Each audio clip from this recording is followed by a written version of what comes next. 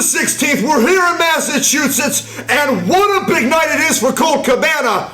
Double stakes, 4-quarter survival match, and never have double stakes been so important since Al's Beef was offering 2 for $2.99 over on Taylor Street. And what a great night it is, because tonight I have a chance to get an opportunity to wrestle for the Pure Championship or the World Championship, and both are very important to me. And when I'm in this match, it's either handle Alex Shelley's technical and weird haircuts, maybe Samoa Joe and your 2-year reign as world champion. Listen, Samoa Joe, I was the 5-year running Deerfield rib eating contest. You don't hear me bragging, all right? Or maybe Nigel McGuinness, huh? Maybe that's who I'm gonna go in with. You know what, mate? I beat you at your own game. It doesn't really matter. It doesn't really matter, and none of that matters, because what's most important is it's good times, it's great memories, and I am your host,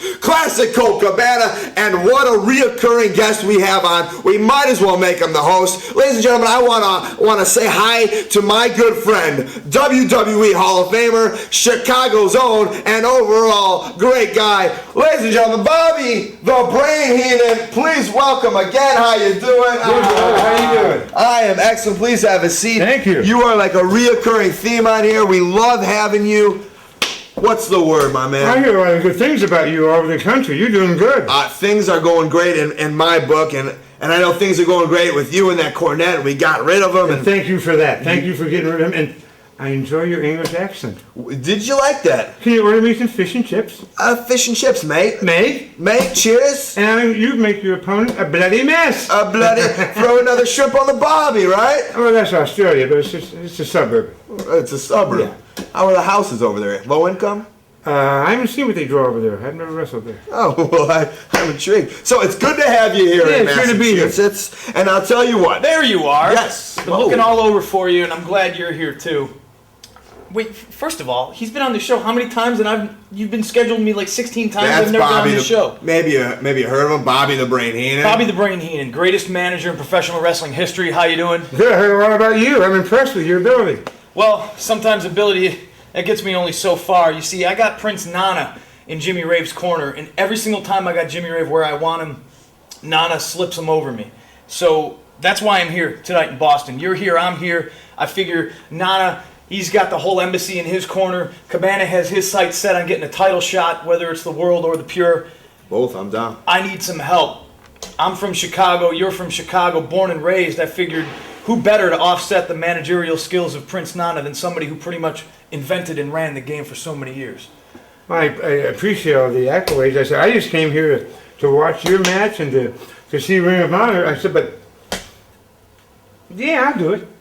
Awesome. Sure, I'll do it. This would be awesome. Awesome. All right. So Ring of Honor for you guys. You help me with Cornette. Yeah. He's your friend. I'll help him. I'll tell you what, this punk guy's all right. I've seen him in action before. If I'm all right, put me on the show next time. Well, I'll see you out there. You know where I am downstairs? I'll find Come you. Find me. Awesome. Next time Thank here, you have the show. You put him on.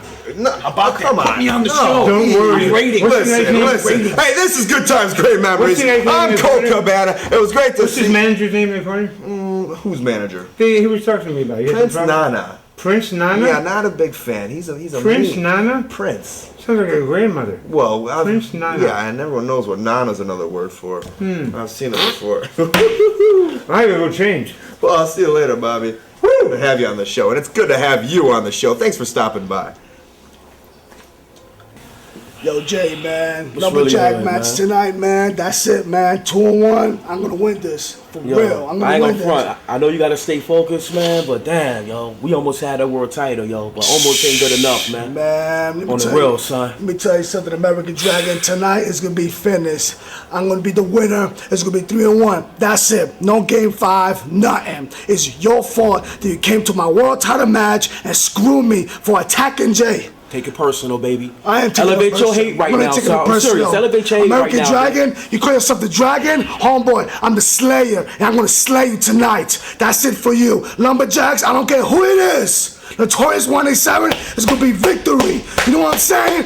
Victory. And the Rockwoods got something for you, American Dragon. I'm the real man. Tonight's over. Yo, first of all, you ain't no Godzilla. You Puff the Magic Dragon, and we gonna stomp your ass out tonight. Oh yeah! Let the gates of hell open, oh you monkey asses! Yo, interview over, Vince. Yeah, Let's man. get out of here. Take care of this business right now. It is April 16th, 2005, as Ring of Honor returns to the Boston area. We are in Dorchester, Massachusetts. Dave Prazak joined by CM Punk. Two newcomers to ROH in the ring right now, Wardell Walker and Kevin Steen. Dave Prazak, I got Bobby Heenan in my corner tonight. I got Bobby Heenan, the brain. That's amazing. That is amazing. What do we got going on right here? Two newcomers to ROH, Wardell Walker out of the state of Florida, frequent competitor for Full Impact Pro. Kevin Steen out of Montreal, Quebec, frequent wrestler for EWR. Both of these men making their way to Ring of Honor, trying to prove themselves that they deserve a spot here on the ROH roster in 2005. Well, if both guys are on this show, they obviously already belong here in Ring of Honor because we don't use slouches. And right now we got Wardell Walker out wrestling Kevin Steen. Wrestling circles around him as now jockeying for position. Steen with the side headlock on Walker. Man, I'm going to kill Jimmy Rave tonight. This is so great. Bobby the Brain Heenan. Prince Nana's got nothing on Bobby the Brain Heenan. Jimmy Rave can't run anymore, Dave. Well, we'll see what happens between you two this evening. And we're going to see what happens right here as the second shoulder block attempt. Walker holding his ground as Steen hits the ropes once again, ducking the clothesline, and this time he finally bowls him over.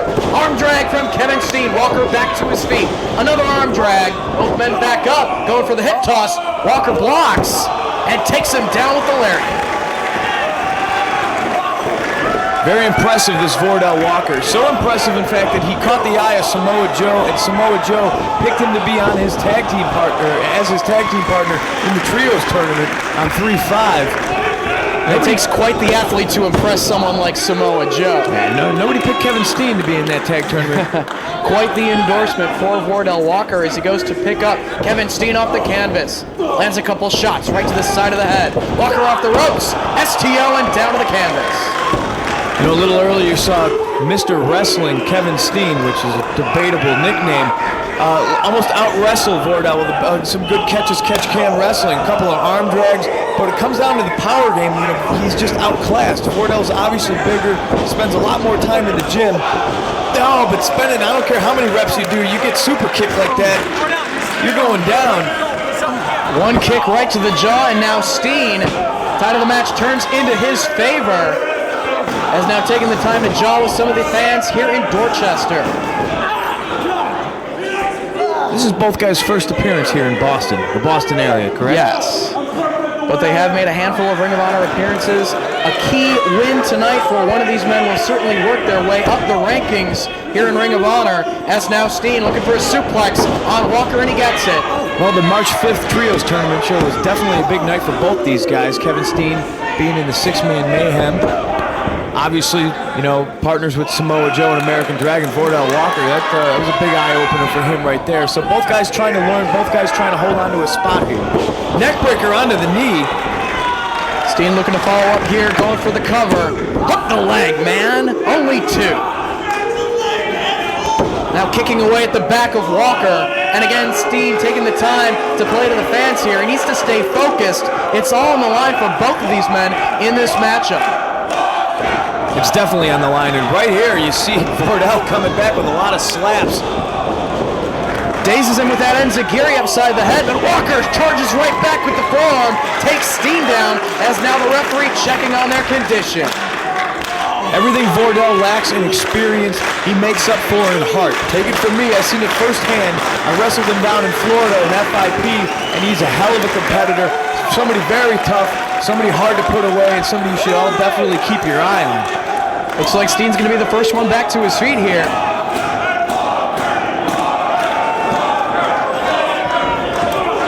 Firing up on Wardell Walker. And you hear Dave right there, the crowd chanting Walker. When the crowd gets behind this kid, when the crowd gets in his head, he's almost unstoppable.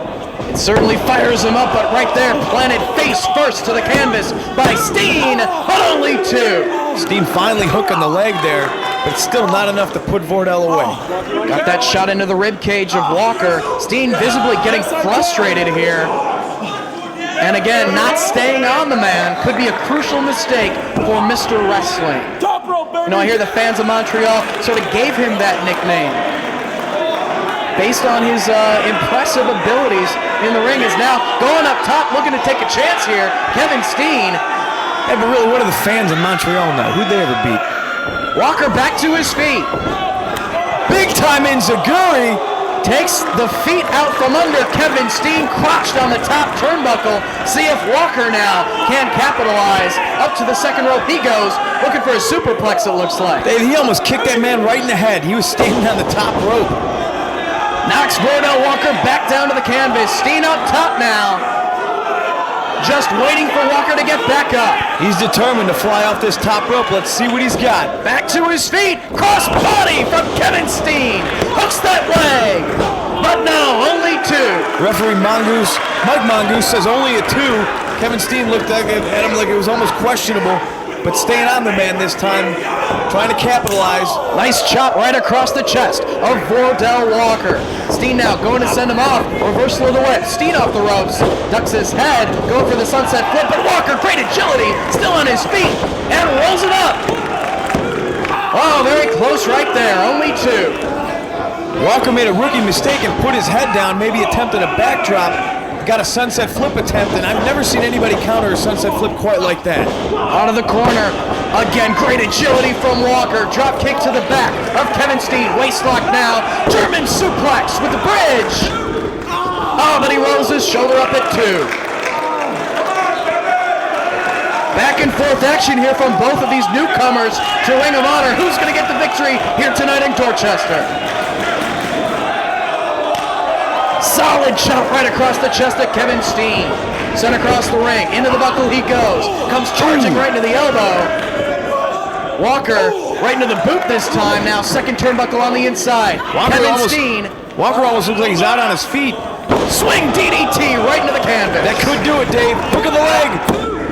Oh, only 2 once again.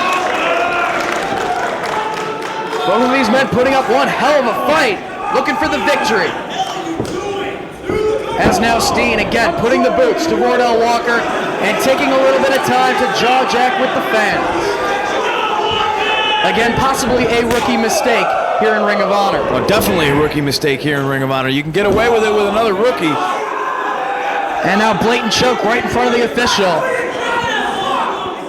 Mike Mongoose doing a good job of getting in between the two competitors. Backed him up into the corner now. Wardell Walker holds onto the wrist of Steen. Reversal of the whip once again. Steen into the corner. Oh, Steen attempted an up and over, but he gets caught by Wardell. Great power shown by Walker right here, but Steen staying on his feet.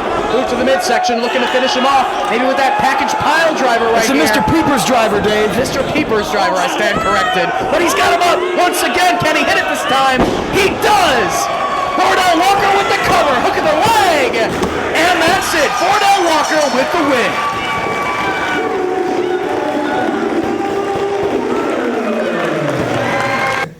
CM Punk, haven't you learned your lesson? Haven't you learned that Prince Nana and the Embassy are the #1 players here in this company? Huh? You bring in Bobby the Brain Heenan. My friend, the last time they brought somebody here, he went by the name of Jim Cornette, and I proved to him that Prince Nana had the master plan by bringing in Ricky Morton. Huh? How about that surprise in Connecticut? That surprise that you didn't even know was going to happen.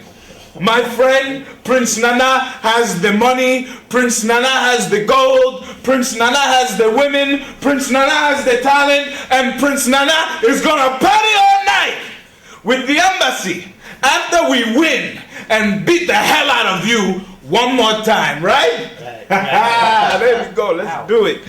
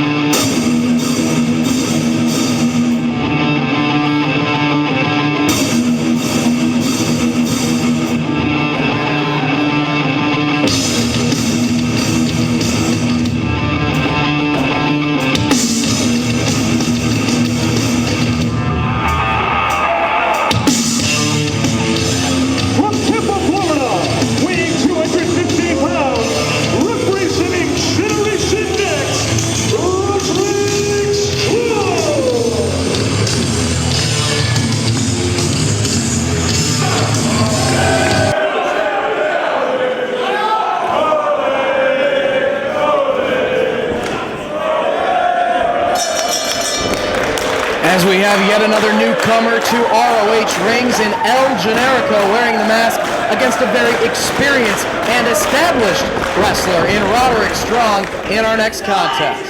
Man, you know, it just seems like a year ago that I was saying that Roderick Strong was the inexperienced one in these matches.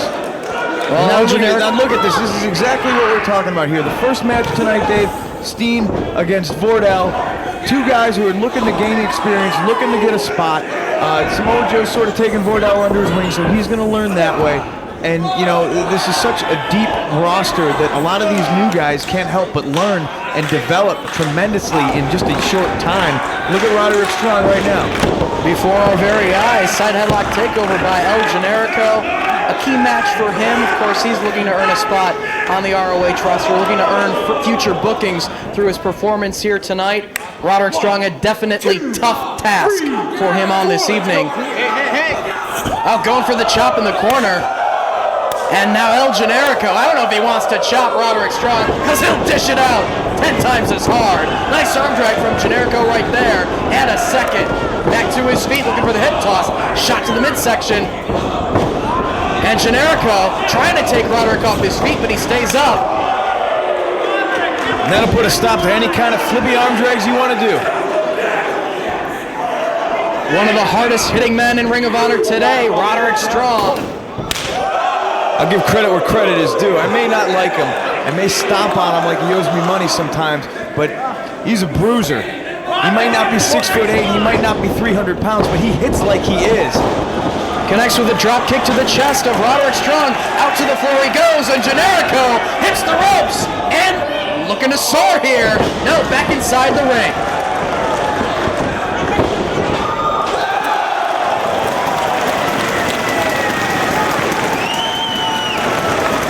Tope con hilo from El Generico takes Roderick Strong down to the floor.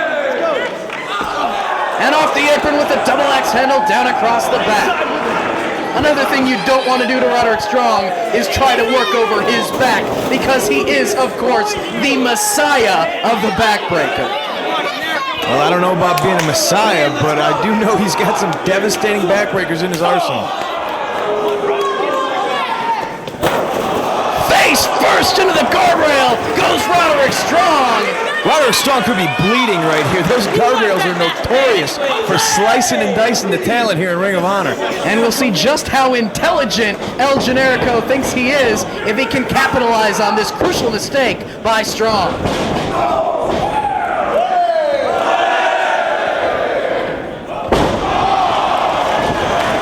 Sunset flip? Anybody? Anybody? Trying to bring himself back into the ring right across the knee of Roderick Strong. Devastation to the back of Generico. It was a decent sunset flip attempt, but Roderick Strong showing his experience one step ahead of the Masked Man, who, by the way, has very familiar music, Dave Prazak. Olay! Where have I heard that before? I'm not sure. I think it's Samoa Joe. No, anyway. Has him down now. Roderick Strong now just going to work on Generico in the ropes as Paul Turner applies the count. And this is something I've noticed here, Dave Prazak. You see relentless Roderick Strong right here, bending the man's back over that middle cable. A year ago, he might have been stalling a little bit like Kevin Steen earlier. A year ago, he might have been on his knees like El Generico is right now. But one of the rumors around the locker room is he's developed a new submission finisher. And for somebody who has such high-impact backbreakers and so many finishing maneuvers, to add a submission finish to his already deep arsenal of moves is just, he's that much more of a dangerous competitor now because of this. It makes him a fierce athlete in ROH competition, as if he wasn't already. And just lighting up Generico in the corner. Boot right across the throat. Of course, Generico, much like Kevin Steen, building his early name in the EWR promotion and looking to work his way permanently onto the ROH roster. Butterflies the arms. Butterfly suplex from Roderick Strong. Working on that back. He is going to break your back. He damn near almost broke James Gibson's back. You hurt a guy like James Gibson so bad that your tag team partner Spanky has to throw in the towel. Now, I'm not going to say that he agreed with that. He was actually pretty mad at Spanky. I did talk to him after that. But Gibson's the enforcer for, I'm sorry, Roderick Strong is the enforcer for Generation Next. He was sent after Homicide to soften up Homicide for Aries, and then he was sent after Gibson, and he hurt Gibson. And tonight we got to see if Gibson's going to be 100% for his title match. Knee right into the back of El Generico. Now basically a full Nelson with his legs, doing even more damage to the back, as well putting pressure on the leg, on the arms and the neck. Trying to roll him into a pinning predicament right here. He does, very nice. But only gets a near fall out of it. Roderick Strong in this match has no agenda except to send a message to the rest of the Ring of Honor locker room. He's not softening him up for anybody but himself. Staying on his feet. Suplex. Firing away with forearms to Roderick Strong. Reversal of the whip. Generico into the ropes, duck of the clothesline. Off he comes. Wheelbarrow suplex attempt by Roderick. Full Nelson applied and down across the knee.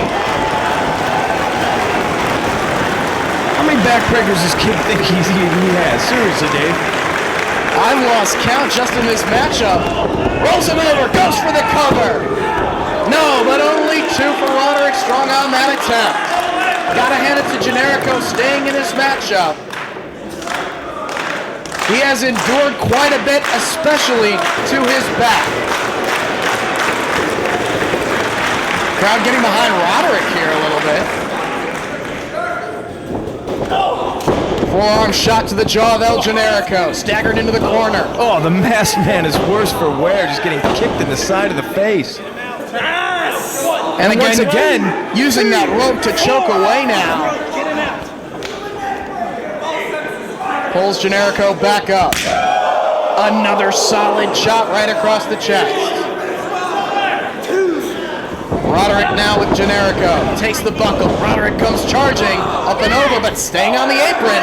Elbow from Generico. Out to the apron he goes now. Solid shot right there across the chest.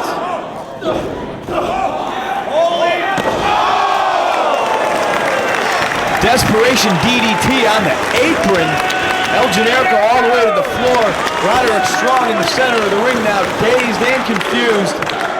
Generico struggling to reach for the ropes to crawl back inside the ring. He's got Roderick Strong down, but can he capitalize? He's pulling himself in. Roderick Strong's getting to his feet. Springboard body press from El Generico. Took the words right out of my mouth, Dave. Roderick Strong sent to the ropes. Back body drop. Generico on fire here. Connects with a back heel kick. Again sending Strong down. Looking for the split leg moonsault. Taking a chance. It's all on the line for Generico right here. But can't put him away. And there's the experience factor right there. Hey, mistakes happen, you know. This kid needs to be a little bit more seasoned. Maybe next time he won't make that same mistake. And you better believe Roderick Strong won't even let him. Looking to follow up now. Ringing away on the arm. Belly to back suplex positioning. Sits down with it. Blue Thunder Bomb. But not enough. Strong gets his shoulder up. As now Generico thinks about, what do I got to do to try to put him away? A victory over Roderick Strong tonight would mean a lot for the career of El Generico. Sunset flip takes him over, but only 2. Finally got that flip he was looking for earlier. Firing away on the jaw of Roderick Strong. Backs him into the corner now. Strong takes the buckle. Generico maybe looking for that big running boot in the corner. As he prepares and charges, Roderick catches the leg. Right across the knee, yet another devastating backbreaker. Cover from Strong. But he doesn't hook the leg. Gets that shoulder up on the shoulders now. He's just toying with Generico at this point, and I've heard so much about this devastating submission maneuver he has. I gotta wonder if he's not even trying to pin the man with one of his backbreakers. Roll up from Generico, another near fall. Roderick with the big boot right to the face. That could be it right there. No, able to get his shoulder up at 2.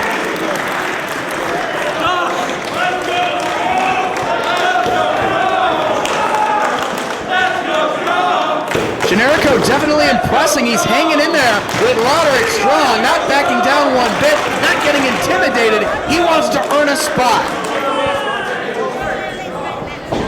Strong pulls him back up. Works his way out of it. Boot to the midsection. Holding on to the single-handed knuckle lock.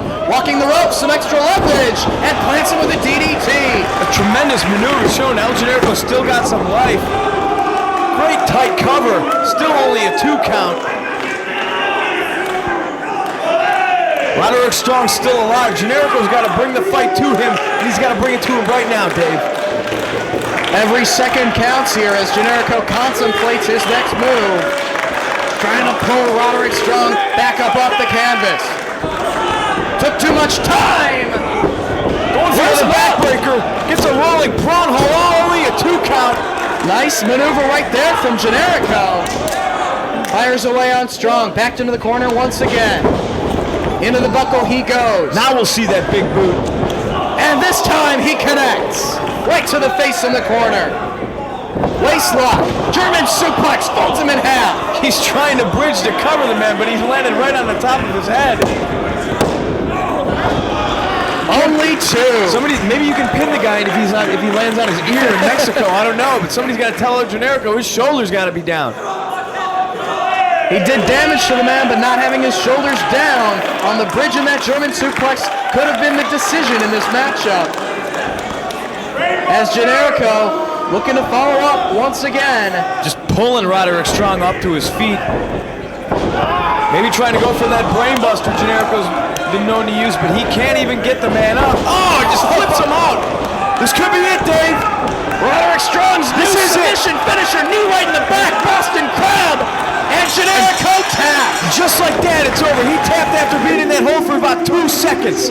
Think of your back being so softened up that you can't stand to be in a hole for 2 seconds. Cabana, I've heard again you're making fun of me in the locker room. Saying I got a funny accent, and that's great. That's good for Jolly's, Sunshine. Keep doing it. Keep doing it, Sunshine. Keep doing your little good times, great memories. Keep making fun of me, because that's all you're ever going to be doing. You know, that's why we didn't win those tag team belts. We had a great match at Dayton, and you got potential, Sunshine, but when you're joking around and acting like a goof, that's all you're ever going to be. All right? You need to take this business seriously, because I'm getting pretty damn tired of you making fun of it, all right? Which is what I'm going to do tonight.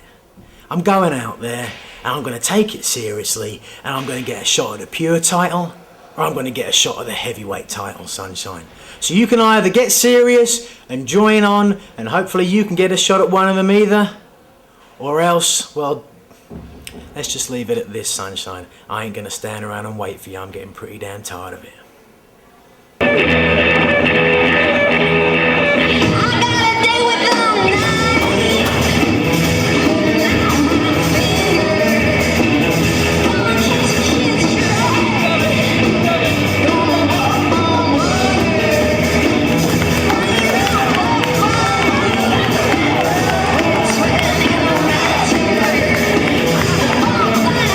Accompanied by Lacey and Cloudy, and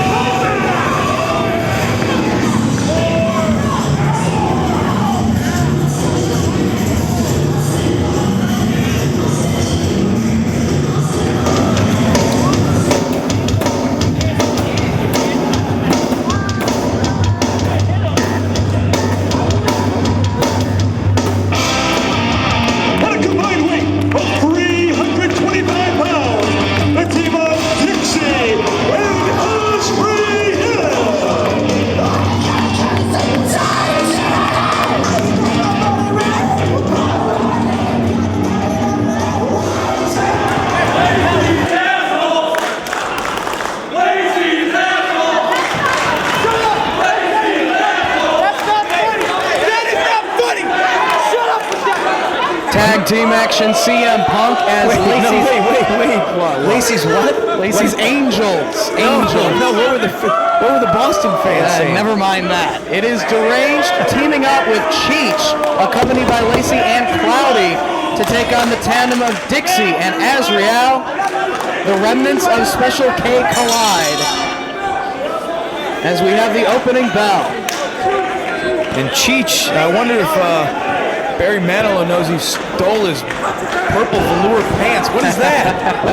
That's his ring gear. As they circle right now, Dixie and Cheech lock up. Paul Turner in charge of the action. Side headlock grab by Dixie as Cheech backs him into the ropes and sends him off. I expect this one to be tackle. fast, Dave. This one's going to be super, super quick. Junior heavyweight action here. Going for the shoulder tackle once again, but Cheech holding his ground.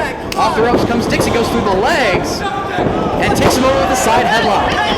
See, that was quick. I told you. Hey, where's Izzy at anyway? Wasn't Izzy scheduled I to have be here? absolutely no idea where Izzy's at. Hopefully Lacey's keeping tabs on him, as she is one of the most shrewd businesswomen in Ring of Honor right now.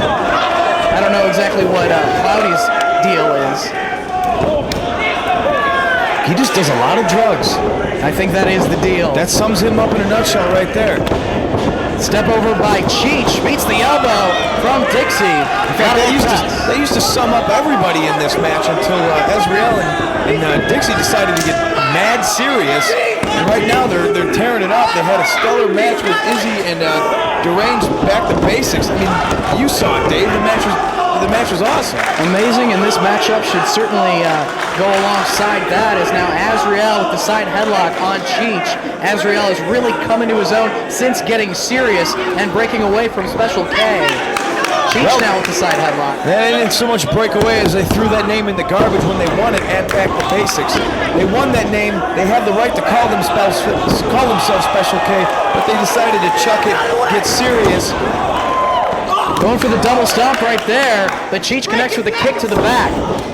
Fires away on Azrael, now backed into the ropes. Sent off, rolls underneath the clothesline attempt, and connects with the back heel kick, sending Cheech through the ropes and out to the floor.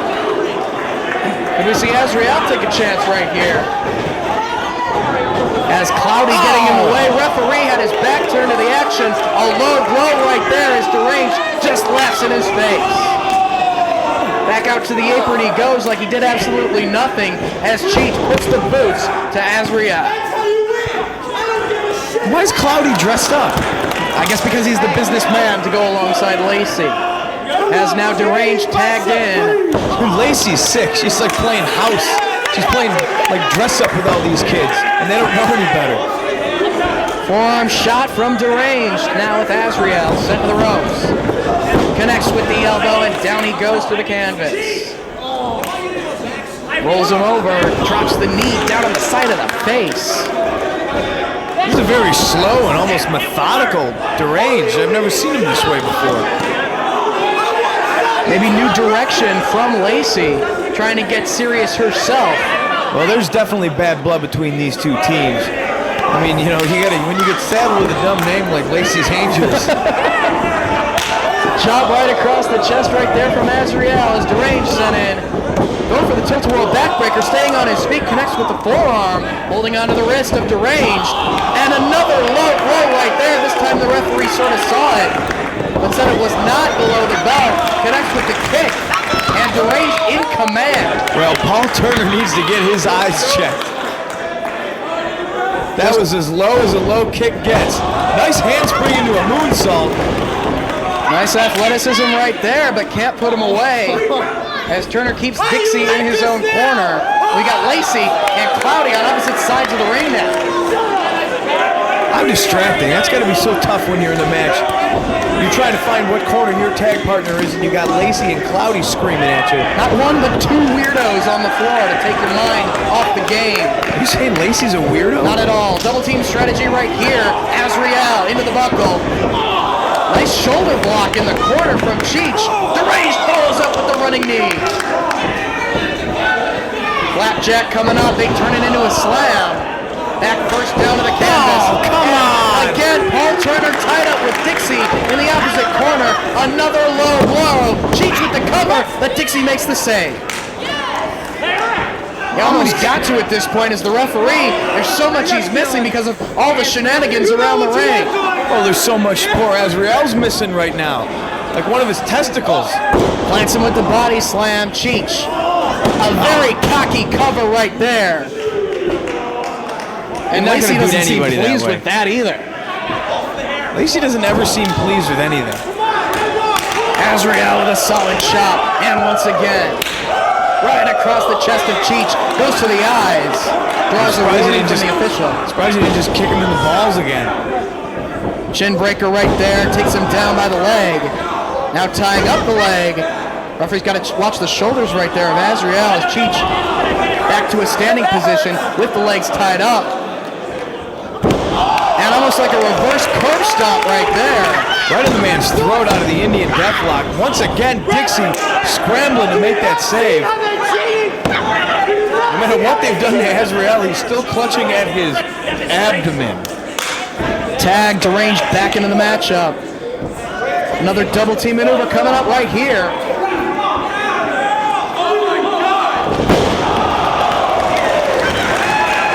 Springboard ace crusher right there. That's it. Dixie makes the save again, trying to pull Azrael into the corner.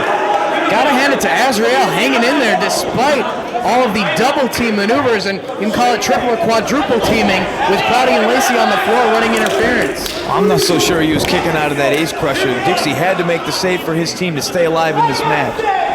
Deranged looking to follow up. Letting the fans here in Dorchester hear it. Fires away on Azrael once again. Frequent tags on the side of Lacey's Angels as now Cheech back into the match. You say Dorchester? Dorchester. Just outside of Boston, punk. Stay focused. Cheech with Azrael back to a standing position. Another chop right across his chest. And again. Irish whip. Azrael takes the buckle, gets his boot up into the face of Cheech. Second turnbuckle on the inside. Again, kicks him right in the mush. Blockbuster off the ropes from Azrael. And he's got Cheech down. He needs to make the tag right here to a very fresh Dixie waiting on the apron. Dixie doing what he has to do to let Azrael know what corner he's in. Leaning over that top rope. Referee applying a count on both wrestlers, looking to crawl their way to their corner to make the tag. And Dixie's just itching to get in there. Dixie and Deranged one-on-one. Firing away on Deranged. Cheech gets more of the same from Dixie. He's all fired up. Turns Deranged inside out. Cheech sent in. Back body drop. Backbreaker right over the knee for Deranged. Dixie taking on both men all by himself, giving Azrael some much needed time to regroup. Plants him with the slam. Dixie is a house of fire. Dragging the man into the corner. Tags in Azrael. We got a double team maneuver coming up. What can we see right here? Leg drop off of the shoulders of Dixie. High impact maneuver right there. Now taking the action to Deranged, sending the ropes. They both ducked their heads and paid the price. Dug in the clothesline by Deranged, moved to the midsection of Dixie.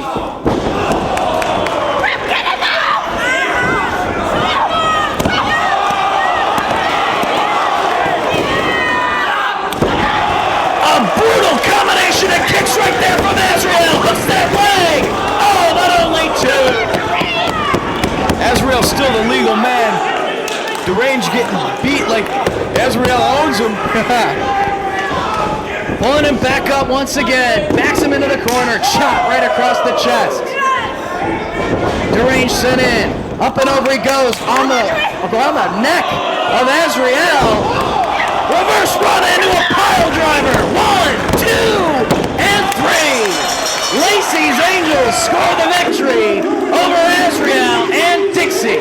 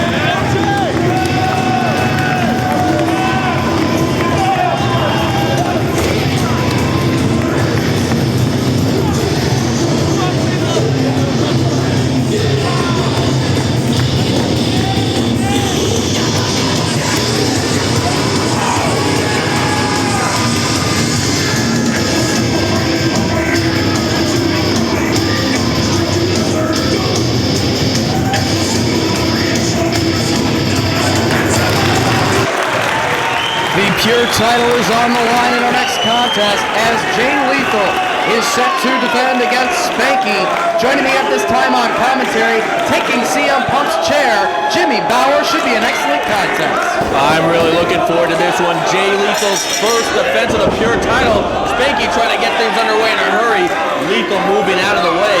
And I gotta say, Dave, I am glad I am not Jimmy Rave right now because CM Punk just blew right past me. It's like a switch turned on in his head. He has gone into kill mode. He's gonna take on Jimmy Rave next, and I got a feeling we are gonna see some bloodshed. I think that he's gonna split Jimmy Rave's head wide open. CM Punk definitely on the warpath tonight, and a very good opportunity here for Spanky, going for the Pure title, trying to really make an impact here in ROH during year 2005. Spanky has been a huge addition to Ring of Honor this year. Of course, he made his return to ROH, and it all begins with a great victory over Alex Shelley. Since that time, he has really shined in event after event after event with several Match of the Year candidates, and that is not an exaggeration. A lot of people think I throw that term around loosely, but believe me, just check out Spanky's matches against, let's say, James Gibson and Dayton at the 3rd Anniversary Celebration Part 2. That was one of the most emotional matches I've ever seen. Those two truly able to perform their art against each other for the first time. You want to talk about the Bryan Danielson match at the last show, the Best of American Super Juniors. They stole the show in the very opening match. Spanky also in one of the greatest tag team matches in Ring of Honor history at Back to Basics. Just check out the ROHWrestling.com message board for proof of that. And also Spanky involved with perhaps the best match in the Trios tournament back on March the 5th in Philadelphia. So Spanky on fire, but can that momentum lead him to a title victory right here against Jay Lethal? Both of these men jockeying for position right here as Lethal with hold of the head of Spanky, trying to work his way out of the front chancery right here. Looking for leverage to maneuver his way into grabbing hold of the arm of Jay Lethal and takes him down face first to the canvas. Real quick for our new viewers out there, of course, Pure title matches are contested under different rules. First of all, there's a 20 count on the floor. Normally there's no countouts in Ring of Honor matches. You only get 3 rope breaks to break up a pinfall or submission attempt. Once you use up those 3 rope breaks, not only can the ropes no longer save you, but your opponent can use them. The ropes are in play. No closed fist to the face, and the title can change hands on a disqualification or a countout. Trying to keep hold of the chin of Spanky, but he works his way out of that as Lethal trying to keep hold of Spanky. One of the other big stories coming into this match is the investigation around who attacked Jay Lethal at the Trios tournament. If you saw that home release, you know that Jay Lethal was attacked from behind and had his eye kicked shut. It was swelled shut. That happened early in the night. Lethal showing a tremendous amount of courage and guts. Still went on to wrestle that night. And not only that, but he won the Pure title that night. But right now the question is, who attacked him? Do you have any clue, Dave? I've heard absolutely nothing. I know that ROH officials are conducting an investigation.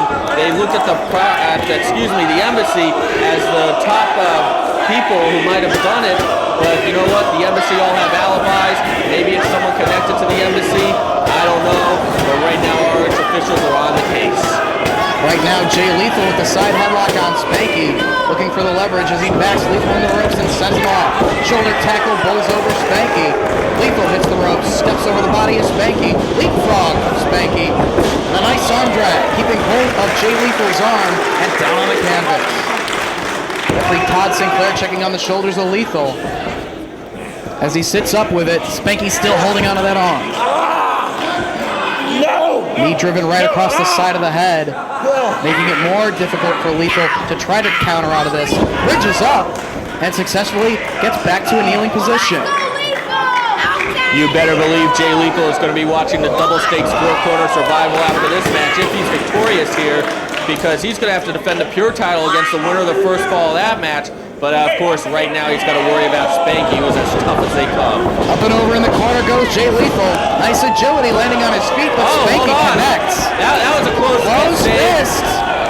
Now that will be a warning for Spanky. If he uses another closed fist, he will be penalized a rope break. And if he is out of rope breaks, he'll be disqualified.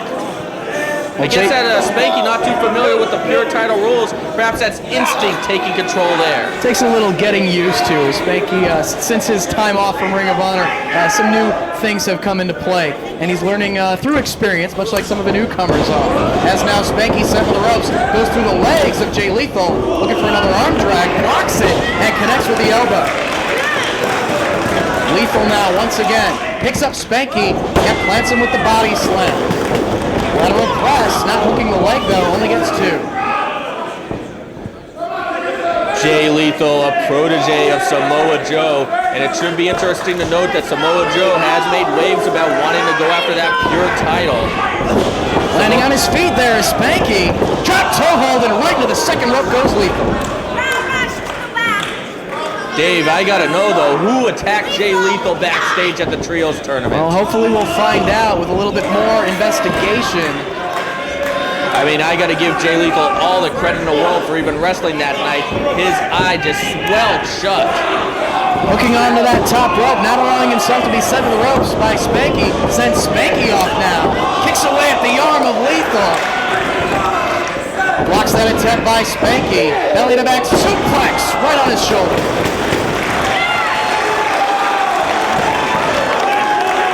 What a great crowd we have tonight here in Dorchester. I'll go on record right now to say that this might be the best crowd to ever attend an ROH show in the Boston area. Such a tremendous atmosphere here tonight. Spanky's gonna watch out for that count though. Lethal hits the ropes and goes soaring, but sort of sidestepped him, and the arm of Jay Lethal collided with the guardrail. That could cost him. Spanky definitely throwing Lethal into the guardrail there, and Spanky obviously has a strategy to go after that arm of Jay Lethal, and if he's able to injure that arm, Jay Lethal might not be able to get that dragon suplex. Driving the back of Spanky into the rail, trying to do a little bit of damage to his opponent here. Dave, they gotta watch a count. Jay Lethal tossing Spanky in. Both men back inside the ring now.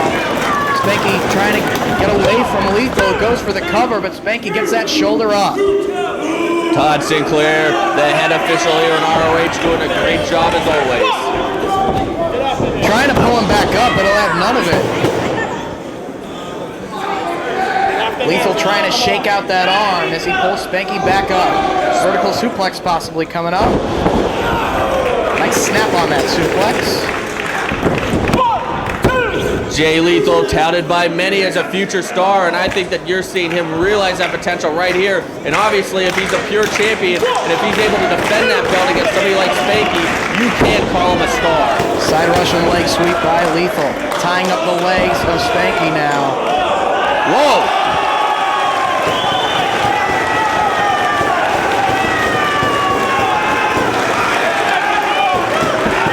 Lethal punching the back of Spanky as well.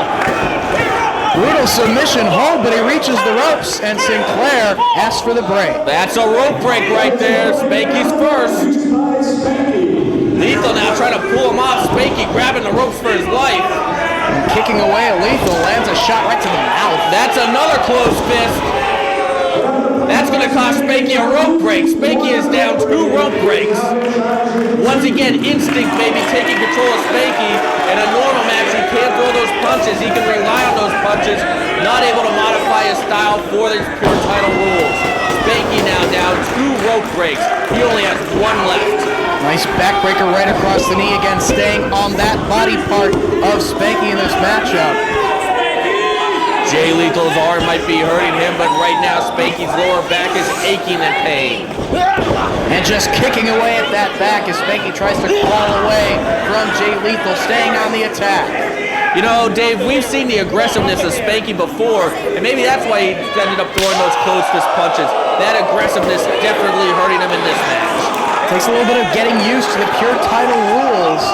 Of course, these two did meet at Back to Basics in that awesome tag team main event. Face first into the turnbuckle goes Lethal. Spanky grabs hold of that arm and divorce courts the arm using the ropes for leverage. And now Fujiwara armbar cinched in by Spanky. Lethal's in a bad way. Will Lethal tap the belt away here? Referee checking to see if he needs to give it up here. Trying to crawl toward the ropes. And Lethal uses a rope break right there. That is a huge move right there for Spanky as he is able to get Jay Lethal to use one of his rope breaks. Now Jay Lethal only has an advantage of one rope break over Spanky.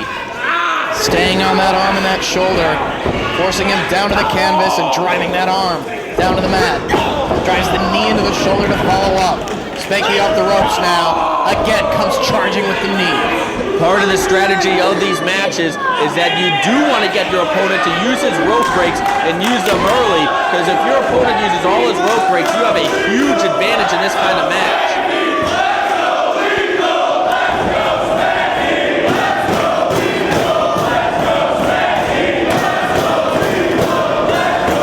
This crowd into both men. Spanky hits the ropes once again, but gets met with the back heel kick from Jay Lethal. He's got Spanky dazed. Both men are down, very weakened at this point. Lethal trying to shake some life back into that arm, while Spanky still with a bad back, and back to work on that back goes Lethal.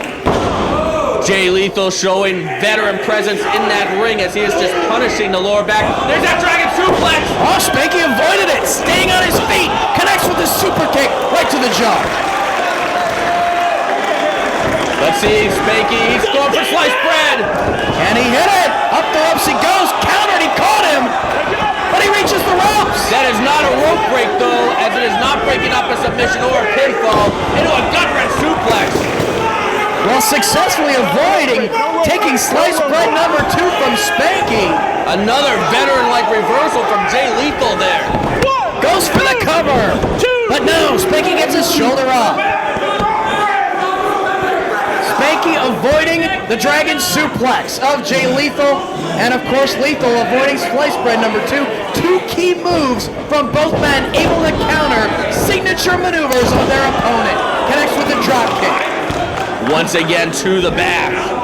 And look at Spanky, he's having trouble getting to his feet, much like James Gibson on the last show, and that's what caused Spanky to throw in the towel. Tries to push Lethal away, but he comes charging with the boot. Back Spanky into the corner. Irish whip into the buckle goes Spanky. And just getting whipped into the buckle like that punishes the back. Once again, you can see the expression of pain on the face of Spanky as he's just slumped over in the corner. Todd Sinclair right in there to see if he needs to give it up. Again into the buckle. Just driving his back into the buckle. Now Lethal with Spanky. Drops him down with the suplex. A running vertical suplex, very unique. Climbing up top now, the pure champion soars. Going for the diving headbutt, but Spanky moves out of the way. And look at Spanky, there's that aggressiveness, there's that spark. He follows up with an elbow. Now Spanky pulls Lethal back up. Vertical suplex of his own. Sets Lethal up as now Spanky looking to climb the turnbuckles in the corner. He loves to go for the frog splash, I think, yes. And he hits it. 1, 2, no, Lethal able to kick out and go right after that arm. He's been working on that arm. Cross arm breaker, cinched in by Spanky. Will Lethal give it up, or can he make the ropes? Again, he's only used 1 rope break thus far. Lethal's close, he's looking for the ropes. He's willing to use that rope break, and he does. We're even at 2 rope breaks apiece. Spanky right back to the arm. Now, if he gets Lethal to use another rope break, and he gets an arm submission on Lethal after that, the ropes cannot save Jay Lethal. Pure title on the line right here. We can see a new champion crowned. But Lethal, he's powering out. Uses his strength to save his arm from even more punishment. Drives Spanky down to the canvas, and again out to the apron goes Lethal. At the same time, Dave, that did more damage to the back of Spanky. Can Lethal follow up? Connects with a diving headbutt right to the back of Spanky. Goes for the cover, hooking away, but he gets his shoulder up. Spanky really wants to impress, wants to add some gold around his waist here in 2005. Oh, he stated that's his goal in ROH. He has 1 goal, and that's to win titles. You notice when Lethal was getting up, he was going back to that arm. Maybe the adrenaline's wearing off a little bit, and the arm is beginning to hurt a little bit more. Connects with the elbow. Spanky staying on his feet. Lethal with the back heel kick off the second row. Can he follow up here? All those eyes of those great fans glued on this action. Big clothesline from Lethal. Takes Spanky down once again. But again, he's got that bad arm. Can he hit the dragon? That's a big question right now. Going for it. He's got it! Connects with the dragon suplex.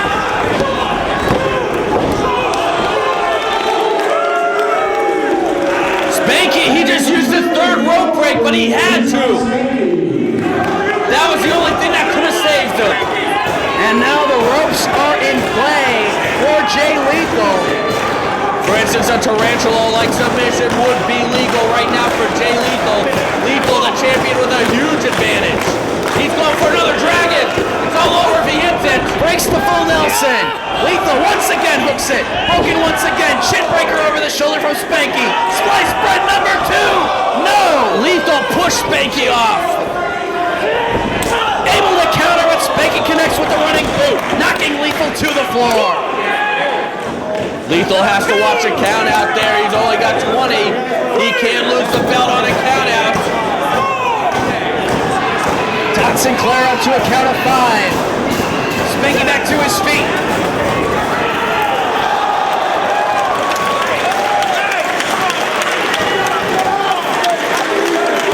High impact dive from Spanky takes Lethal down to the floor here in Dorchester. Right now, both men have to pay attention to that count. A very taxing matchup for the pure title on the bodies of both competitors. Kicks away Lethal as he tries to pull Spanky back down off the apron. Shot to the back of Spanky, staying on that body part.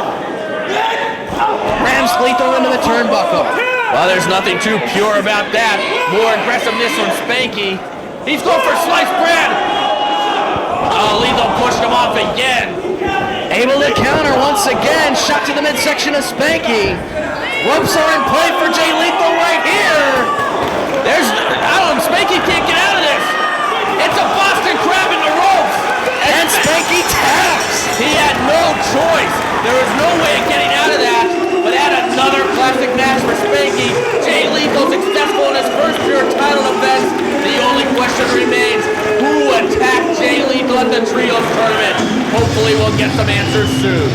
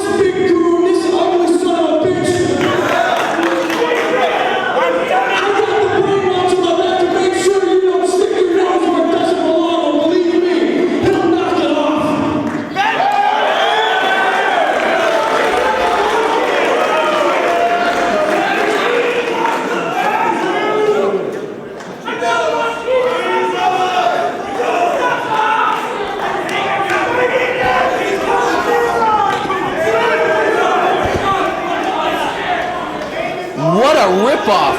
An elephant riding accident? Come on. Unbelievable. Jimmy Rave finding any excuse in the book to back out of this match tonight.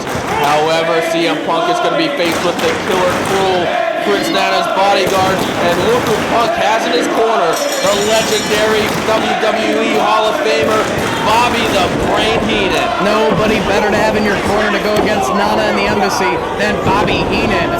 Handful of CM Punk's hair tosses him down to the canvas. Cruel very aggressive on the onset here, choking Punk. I still can't believe it. What a ripoff. Jimmy Rave, not even wrestling. I mean, an elephant riding accident? Come on. This is a man that blinded CM Punk with bug spray. This is a man that took out CM Punk's girlfriend, Tracy Brooks, with the Rave Clash, and I don't know if we'll ever see Brooks again. This is a man that tried to scrape the straight edge tattoo, the identity of CM Punk, off his body with a cheese grater, and now Punk will not get the opportunity to get revenge. Instead, he is faced with this big, tough, the Killer Cruel. A definite powerhouse going to work on the midsection of CM Punk as he pulls him out of the corner now. Vertical suplex from Cruel. You better believe one thing though, Dave Prazak, and that is that Prince Nana never in a million years will be able to outsmart Bobby the Brain Heenan. Not at all. As now Punk on the second rope, the life just being choked out of him. You also have to watch out for Oman Tortuga and Jade Chung in the corner of the Embassy. Punk takes the buckle. Belly to belly suplex overhead. Cruel goes for the cover. But can't put him away. Not that easily. There's too much aggression in CM Punk against the Embassy to be put away that quickly. This has to be deflating for CM Punk, though. He thought that he would be ripping into Jimmy Rave right now, splitting his head wide open, mangling his face, disfiguring him, and instead he's faced with this big, tough enforcer. It's obvious Rave wants nothing to do with CM Punk, doesn't want to get in the ring with him, but he'll send this big guy after him. Oh yeah, but he'll blind CM Punk. He'll take out his girlfriend. He'll try to scrape the tattoos off Punk's body, but then he won't wrestle Punk when it's time to pay the price. Punk connects with the elbow, has Cruel dazed, rolls underneath the attempt at the lariat, and knocks the big man down. Every time he gets up, Punk takes him back down to the mat. Inverted atomic drop from CM Punk. Hits the ropes. Back heel kick sends Cruel down, and Punk's all fired up.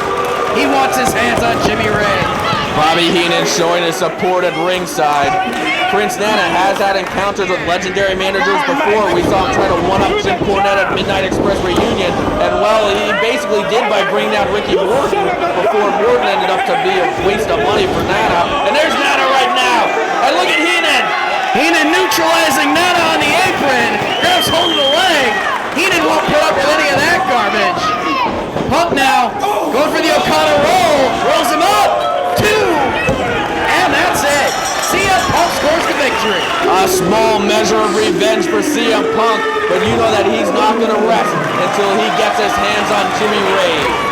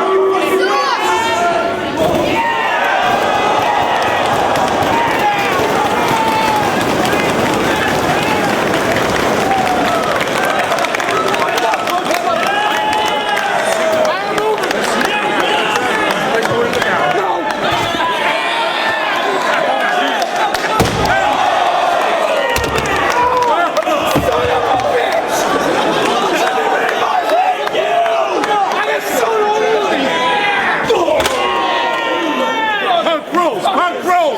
Punk Rose.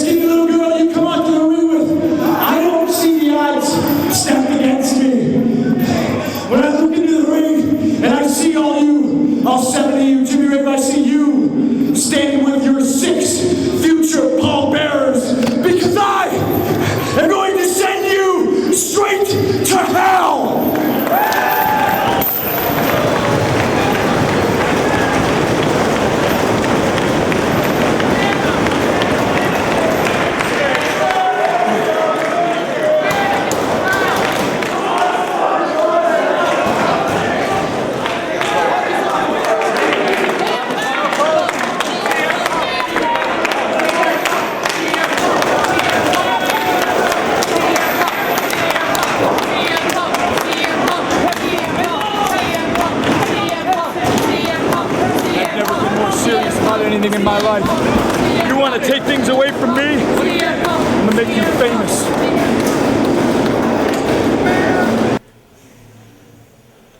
James Gibson, tonight's the night. Tonight's the night that you take your world-class abilities and take on the world champion. Now, you may ask yourself, why am I the world champion? Well, it's real simple. Because I've been taking this belt all over the globe and defending it against all comers. I've been taking it from territory to territory to territory and taking on the best. And you see James Gibson, just like all those times in the past, tonight when that bell rings, there will be one hand raised in victory, and that will be my hand, Austin Aries. And you see, after that match, there's something tonight called the Four Corner Survival Match. And the winner of that match is going to get a shot at my title. Well, let me just warn whoever that person is, that with your aspirations of being the champ comes certain risks, comes certain consequences, certain roadblocks. What I'm talking about is this man right here, Roderick Strong. See, Roderick, man, you've been breaking backs left and right. You saw that new submission you got where you bend him in half and you hear that snap, crackle, pop? It's nice. You've been unstoppable. And I think when Jack Evans comes back, that's exactly what that team's going to be, unstoppable. You guys are going to win the ROH tag belts.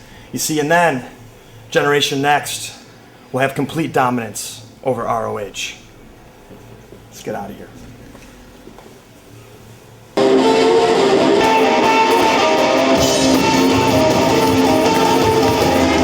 Introducing first, from Southwest Detroit, Michigan, weighing 199 pounds, Alex Shelley!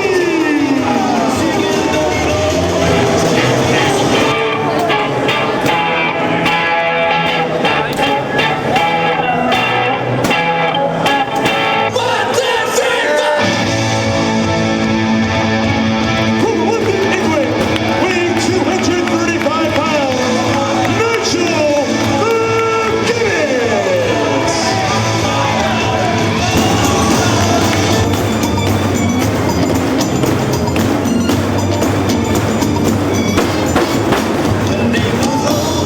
From Holstead Street in Chicago, Illinois, weighing 247 pounds, Classic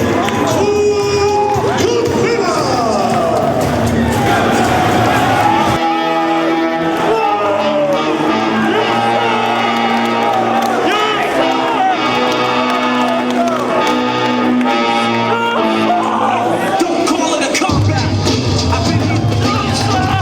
From Huntington Beach, California, weighing 270 pounds,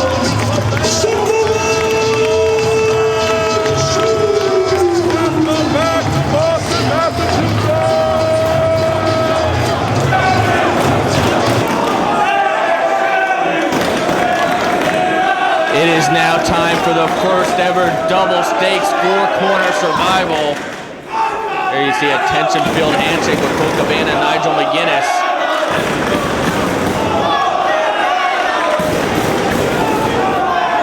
The rules of this one are simple. It is like a regular four-corner survival, meaning that tags are needed. However, the winner of the first fall will receive a pure title shot. He will then leave the match. The loser of the first fall will be eliminated. The final two men will then compete in a singles match, and the winner of that match will get a world title shot in the future. A lot of opportunities for these four men in this contest. This crowd red hot for these four, showing their appreciation. Nigel, he doesn't appreciate Colt Cabana making fun of his English accent. He wants Cabana to start this match out. Cabana and Nigel had that absolutely incredible match at the 3rd anniversary celebration part 2 in Dayton. Just an exhibition of European style wrestling. Cabana getting the one up in that one. It was a friendly rivalry. They then formed a tag team, almost won the tag titles.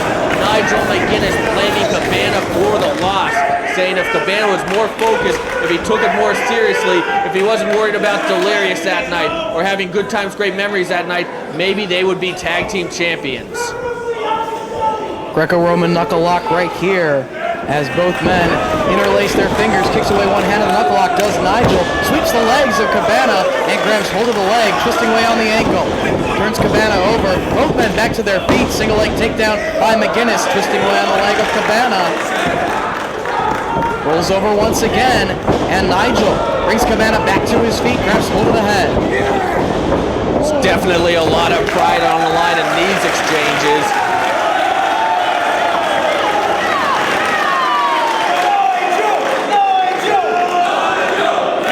And the crowd a little bit split between these two.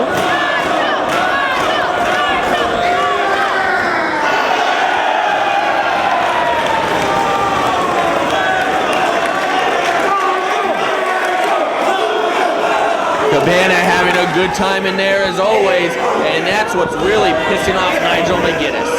Cabana holding onto the wrist lock. Nigel snaps him over. Cabana right back to his feet, grabbing hold of the wrist once again. Another snap there from McGinnis. Tries to grab a chin lock, but Cabana holding onto that arm. You know, I said pissed off, Dave. That might be a little too strong of a term right now. It's more like annoyed. Takes a Cabana over by the arm. But again, right to the wrist lock goes Cabana. These two men know each other very well. Colt Cabana, of course, had the match of his life to kick off the 3rd anniversary celebration in Elizabeth, New Jersey, coming within a millisecond of becoming the ROH World Champion. So you know that he wants to get that title shot again. He came so close to defeating Austin Aries in that steel cage match back in New Jersey.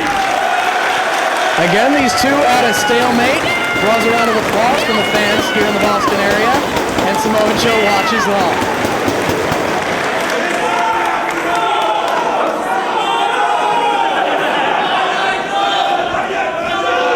Gary Moore getting the call to referee this bout. He's going to have his hands full. McGinnis going to the midsection with a shoulder there. I guess he's done playing games. Master of the European uppercut. Cabana successfully avoids the second attempt. Takes the legs out from McGinnis and gets a near fall. Another shot to the midsection of Cabana. Both men feeling the effects as now Nigel with Cabana. Set to the ropes. Goes for the sunset flip. Takes Nigel over with it. But he bridges up, keeping his shoulders off the canvas. But Cabana trying to break that bridge of McGinnis. Kicking away at the head. That gets kicked in the face by Nigel. Holding press right there, but only a near fall for McGinnis. Again, twisting away on the leg. A definite game of one-upmanship going on. Tosses Nigel back down to the mat. Rolls back to his feet.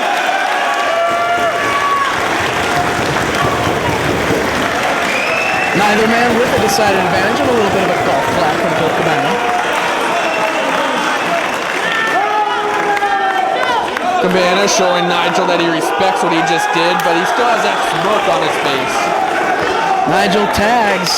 In comes Alex Shelley.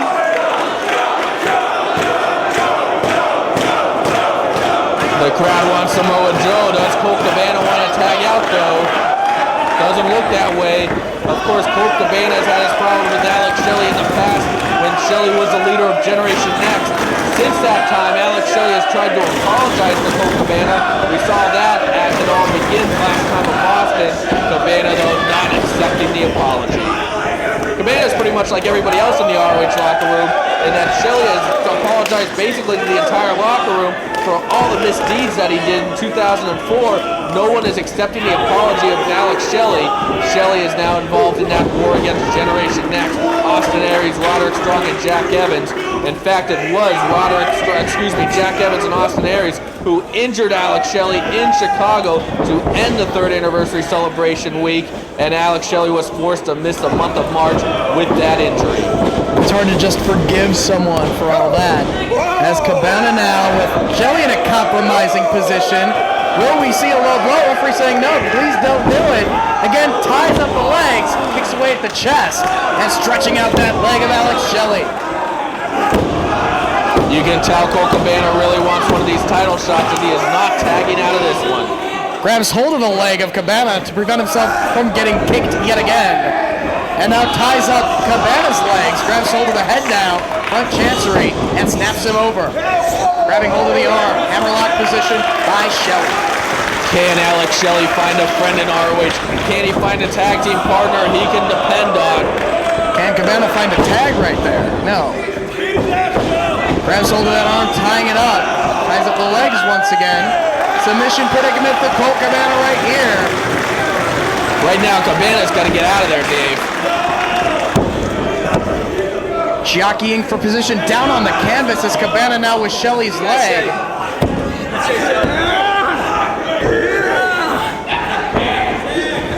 Spinning toe hold now by Cabana.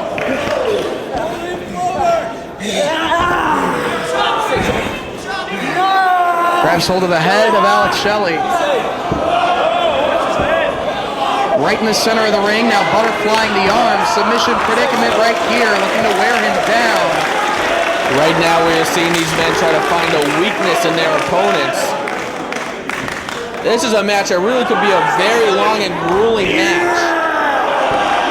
Really going to work on those arms and those shoulders of Alex Shelley. Forces his shoulders down to the canvas, but he rolls the shoulder up at 2. Again, grabbing hold of the head. Both men back to their feet, backed into the corner now, and Samoa Joe tags himself in.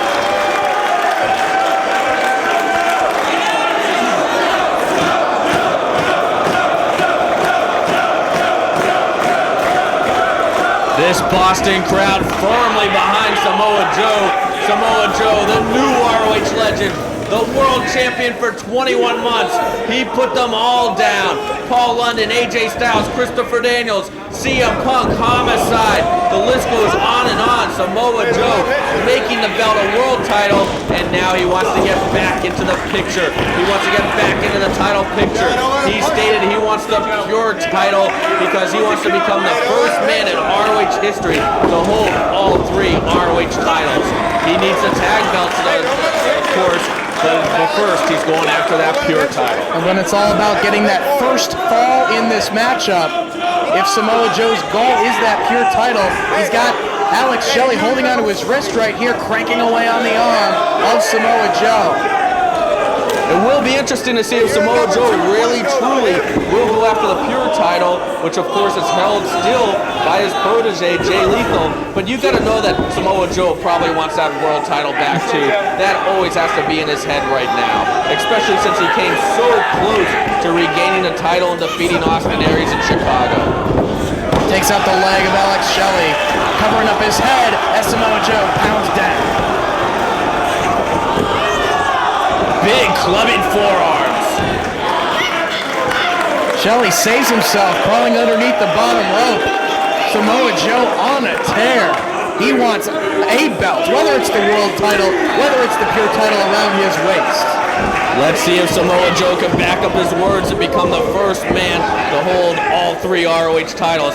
That would pretty much make him the Babe Ruth of ROH. Cabana back into the ring.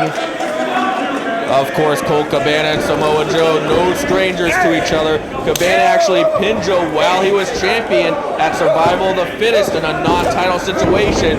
Samoa Joe went on to defeat Colt Cabana in a title match at Death Before Dishonor 2 Part 2. Cabana able to roll his way out of the wrist lock.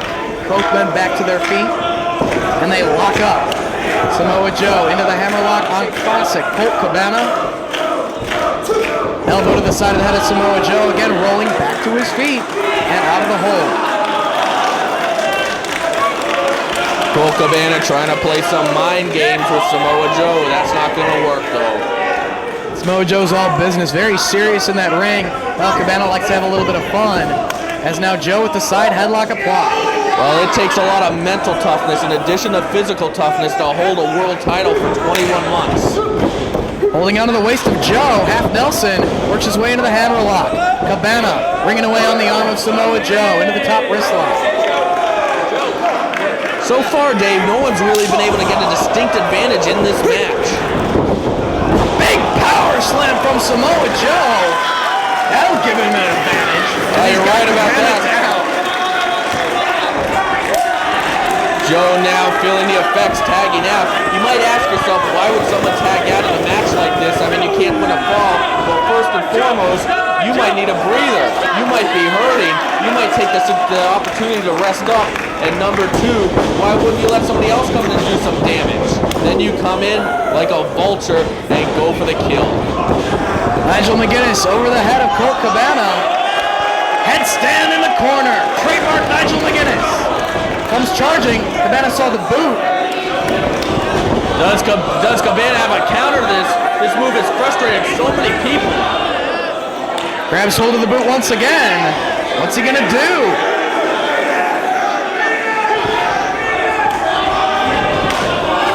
And he falls for the trap. Gary Moore gets a 2 count, and once again Nigel McGuinness up in the corner. Cabana's confused.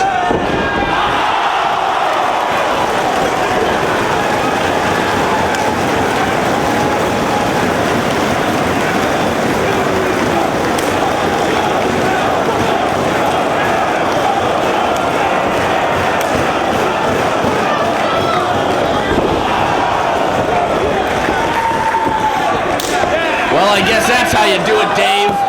Samoa Joe found a way to knock Nigel off his perch, and he took Cabana down as well. They take their battle to the floor as Shelley with the backbreaker on Nigel inside the ring.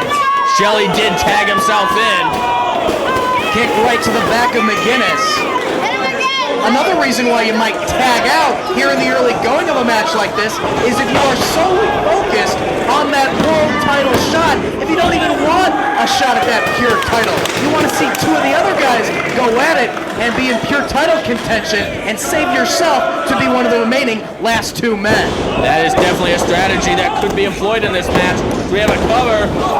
Samoa Joe breaks it up, all of his body weight with that back senton. And you know what, Dave? That shows me that Samoa Joe does indeed want the pure title, because why else would you make the save there? Stomping away at Nigel McGuinness, Samoa Joe going to work.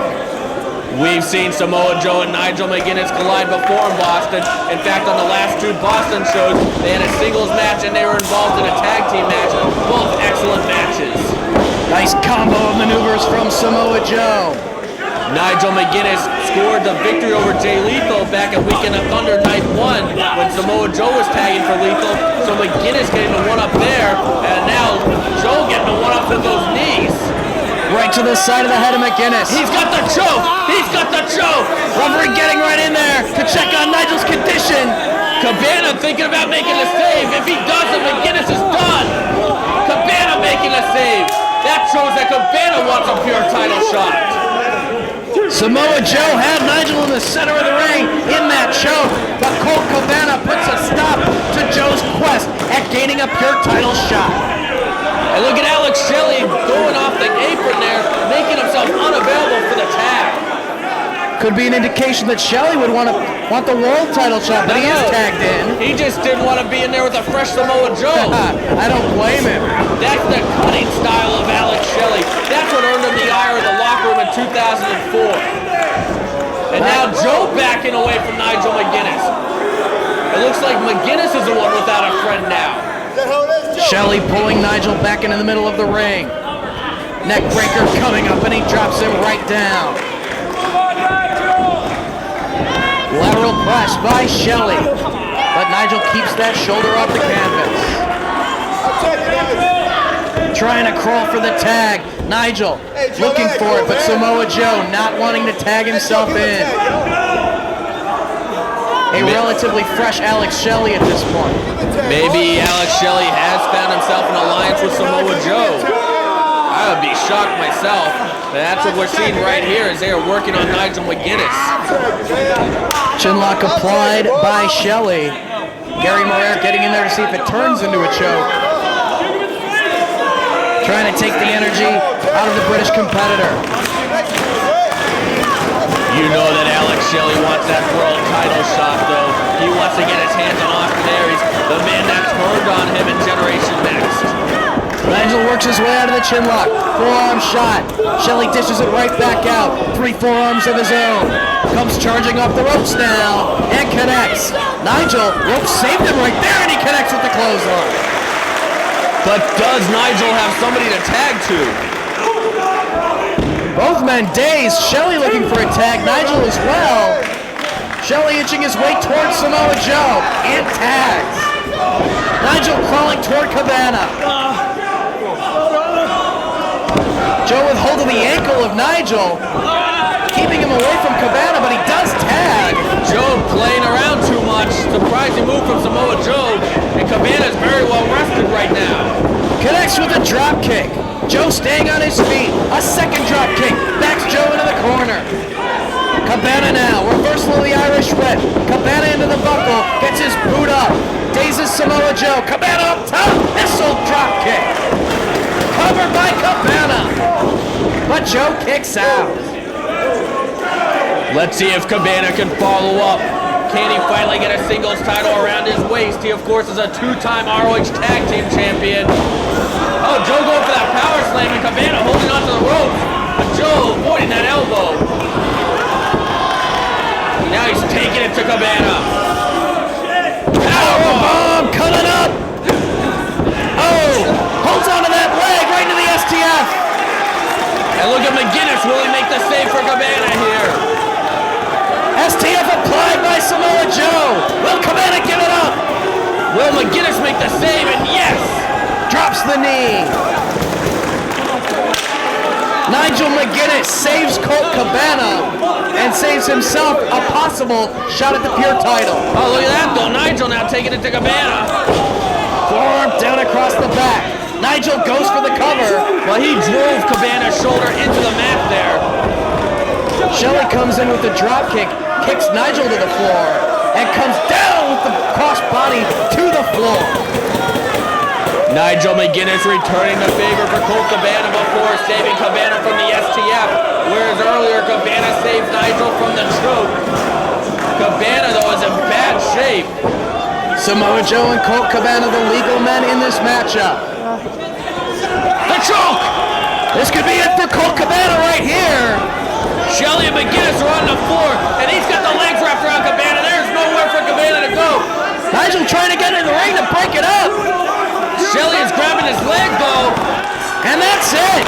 Colt Cabana is eliminated, and Samoa Joe earns himself a shot at the pure title. You know what this means? Samoa Joe is going to wrestle his own protege. Jay Lethal might have defeated Spanky tonight. Spanky is among the best in the world. But could Jay Lethal defeat Samoa Joe? We're going to find out in the future. A very intriguing matchup on the horizon right there. But left in this matchup, it'll be Nigel McGinnis and Alex Shelley to battle it out. The winner to get a shot at the world title. Hold on a second, though. I think that Cabana's a little upset that Nigel didn't make the save there. McGinnis trying to explain that Alex Shelley was grabbing onto his leg. McGinnis has absorbed a lot of punishment in that first fall. It's now McGinnis and Shelley, the winner to get a world title shot. Can McGinnis finally realize his potential and get a place on top of the card? Can Alex Shelley score the victory here and get that opportunity against potentially Austin Aries? It could be James Gibson after tonight, but it's on. And look who's back, it's CM Punk. I'm going to step aside now. CM Punk making his way back to the commentary table. Prazak, I don't even know how long I'm going to be able to do this. I got a doctor in the back trying to hold me down to look at my throat. And of course, I'm still looking for Jimmy Rave because no matter how many times I say I'm more mad, I'm more pissed off, I want blood, he manages to slip one over on me once again. I've had it up to here with the embassy. I'm sick of Prince Nana. I'm sick of Killer Cruel. I'm sick of Oman Tortuga and every single tuba core that they come out with. I'm going to disfigure Jimmy Rave. Because right now it hurts to even talk into this microphone. If he wants to play games, if he wants to bring out hardware, if he wants to bring out chains and all this other garbage, then that's the game we'll play. Because it's a game I've played with the best in this business, and it's a game I've won. Well, at this point in time, commentary is the least of your concerns, Punk. Right now, Alex Shelley with Nigel McGinnis inside the ring. You know, Dave, you're right. Commentary is the...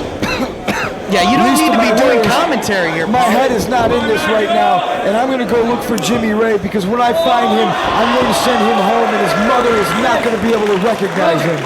I'd hate to be Jimmy Rave right now. Punk leaving the commentary table. Jimmy Bauer, I don't know. Jimmy Rave is going to die at the hands of CM Punk. Well, Jimmy Rave deserves it, quite frankly. How cheap was that? faking the arm injury, jumping pump from behind. But I gotta give Prince Nana all the credit in the world. He devised a plan that outsmarted Bobby the Brain Heenan. I mean, that's something else from Prince Nana. As devious and as wrong as it was, you've got to give Prince Nana credit there. Credit, but he will eventually, in time, will pay the price. As right now, Nigel McGuinness and Alex Shelley just exchanging strikes here. Neither man going down. Again, winner of this pairing in the matchup to get the world title shot in the near future. Either of these men will be faced with either Gibson or Aries. We'll find out who in the next match. Just measuring him for that European uppercut. Countered by Shelley, looking for the backslide. Turns it around. Nigel tosses Shelley over the back. Ducks the clothesline attempt, going for the kick. Nigel catches the foot, but does connect on the second attempt. Cover!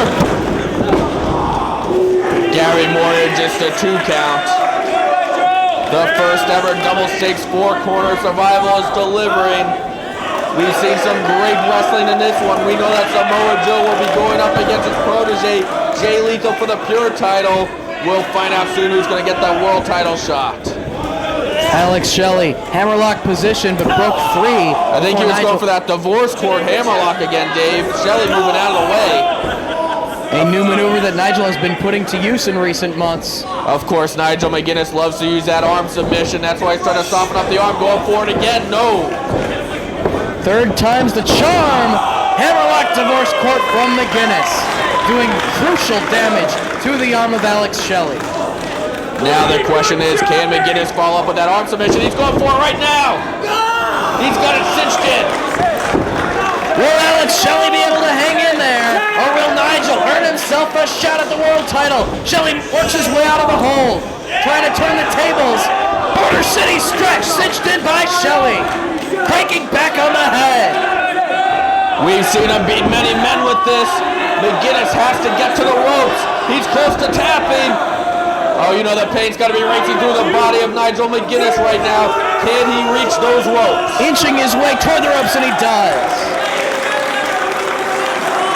Alex Shelley, he tried to apologize to Jimmy Jacobson, was rejected. He tried to apologize to CM Punk and was rejected. He tried to apologize to Colt Cabana and was rejected. He is a man with no friends, no allies. But you know that if he gets that world title around his waist, he will achieve his goal. Back to the arm goes McGuinness. Kicks away at it with the drop kick. And what a key part of Alex Shelley, really establishing himself on his own, separate from Generation X, if he were able to get that world title shot right here. There's another hammerlock divorce court. Cover! Just a 2 count. Nigel relentless, going back to work on that arm.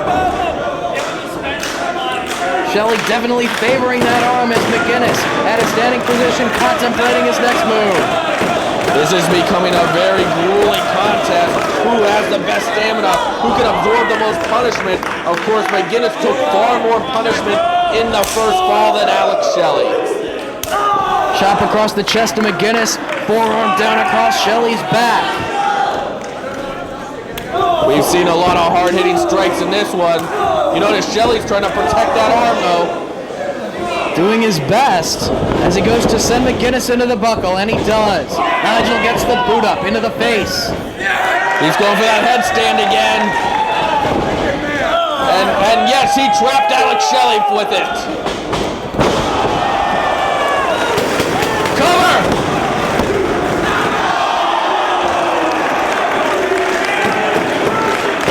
The rope saving Alex Shelley. High impact maneuver with the chin breaker. Elevation on the ropes for extra impact. Not enough to earn Nigel that title shot. Let's see if McGuinness can follow up, though. He has to go for that arm submission. Comes charging. Shelley stuns Nigel McGuinness. Sidesteps him in the corner now. Shelley traps the head. Swinging DDT and plants him. How much punishment can McGuinness take? Shell shock! Shell shock! There's the cover! That's it! One of Alex Shelley's most dangerous moves. Shell shock gets him the victory. He's going to face the Gibson Aries winner.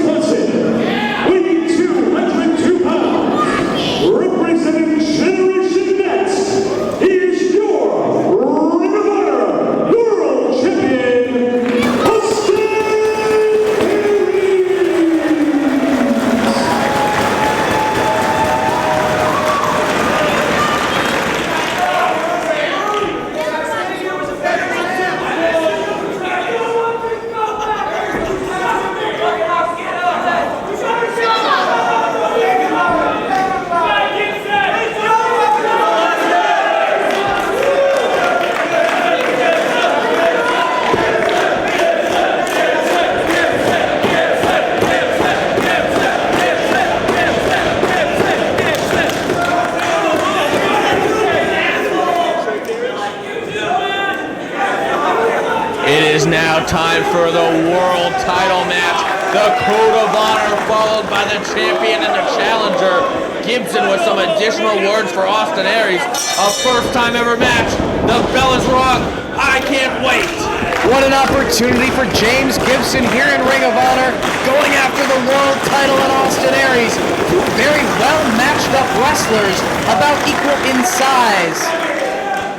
James Gibson has been an MVP of ROH so far this year. He committed to Ring of Honor in 2005, and boy, has he come through. We talked about the Spanky match in Dayton earlier. What a performance he had in the Best of American Super Juniors tournament. If it wasn't for Roderick Strong severely injuring his back, he might have won the tournament. There's no telling how far he could have gone. I certainly believe that he would have defeated Dragon Soldier B. And he is coming off a great match against Rocky Romero at Back to Basics. We'll see if that back injury might come into play during this contest against Aries as they lock up in the center of the ring. Austin Aries has been a proud ROH World Champion since defeating Samoa Joe for the belt at Final Battle 2004. And that is one of the greatest moments in ROH history. Big chop. Sort of shoving James Gibson out of the corner there and gets chopped for his trouble. A little bit of a smirk from James Gibson right there, showing Aries that he won't be pushed around that ring. Austin Aries is trying to bring back the days of the old territory world champion as he has taken the ROH title to different promotions, different regions of the country, and defending it against the best from each region. He's also taken the belt around the world as he has just come off a tour of Europe. Tosses Aries down to the canvas. Drop toe hold from Gibson. Right into the front chancery he goes. Grabbing hold of the head of the world champion. Austin Aries has even taken the belt up to Canada and successfully defended it. There's even negotiations right now for Austin Aries to go to Mexico to defend the belt. But first he has to get past James Gibson, and that's a tough task right there. James Gibson has stated he's in ROH for one reason, and that is to win titles. And you know that he wants the world title more than anything else. Maneuvering his way out of the wrist lock and takes Aries down to the canvas, keeping that arm trapped as Todd Sinclair checks the shoulders. Austin Aries coming off a really tough title defense against Homicide 2 weeks ago at the Best of American Super Juniors tournament. Homicide once again getting within a half a second of winning the belt. James Gibson, though, have you heard anything, Dave, on whether his back is still injured from that assault by Roderick Strong at that show? Nothing at all, but I mean, the time will tell during this matchup to see if it actually starts to bother him and if Aries will go after that body part. Right now, Gibson on the back of Aries, trying to tie up the arms. Half Nelson cinched in. He's got the other arm trapped as well. Roderick Strong, a member of Generation Next, along with Austin Aries. He injured James Gibson's back so severely in the Best of American Super Juniors tournament in their first round match that Spanky, as James Gibson's friend, had to throw in the towel for Gibson in Gibson's second round match. And you know that Gibson had to be in a world of pain. I mean, he could barely walk in order for Spanky to do something like that. He's got Aries down on the canvas with that side headlock. Aries wrapping the legs around the head of Gibson. Kicks his way out of it. Side headlock takeover once again, keeping the champ down. Real quick, Dave, we gotta pay the bills. ROHWrestling.com, 215-781-2500 for all your wrestling merchandise needs, whether it's WWE DVDs, Rare Japan merchandise, figures, books, DVDs from a number of promotions, including FIP, EWR, PWU, BCW. The list goes on and on and on. Lots of selection at ROHWrestling.com. The Straight Shooting Series, the best shoot interviews anywhere on high-quality DVD. The new Secrets of the Ring series, which is a must for all upcoming wrestlers. It's all at ROHWrestling.com or by calling 215-781-2500. Back to the match. James Gibson really holding on to that side headlock as both men back in a standing position. Aries takes him down to the canvas very quickly with a belly-to-back suplex. Gibson quickly wrapping the legs around the head of Aries once again. Right now we have a feeling out process. This, of course, a first-time ever match, as I mentioned before. So both these men don't really know what to expect from the other. Yeah, the feeling out process could be extended here as Gibson Has Aries in a bad position, but he headstands his way, trying to work out of it. You know, when you have the world title on the line, you cannot afford to make mistakes. Works his way free and connects with a kick right to the forehead of Gibson. There is that explosive offense from Austin Aries. That's how he was able to defeat Samoa Joe twice. That's how he was able to defeat Homicide. Aries now sent to the corner, up and over he goes. Somersaults to the opposite side, gets caught by Gibson and planted. That was almost it, Dave. Only two, says Todd Sinclair, very close. This one could end at any time. That's obvious from what we just saw. One mistake is all it might take. James Gibson, a world-class competitor, connects with a drop kick and out to the floor goes Aries. What's Gibson doing?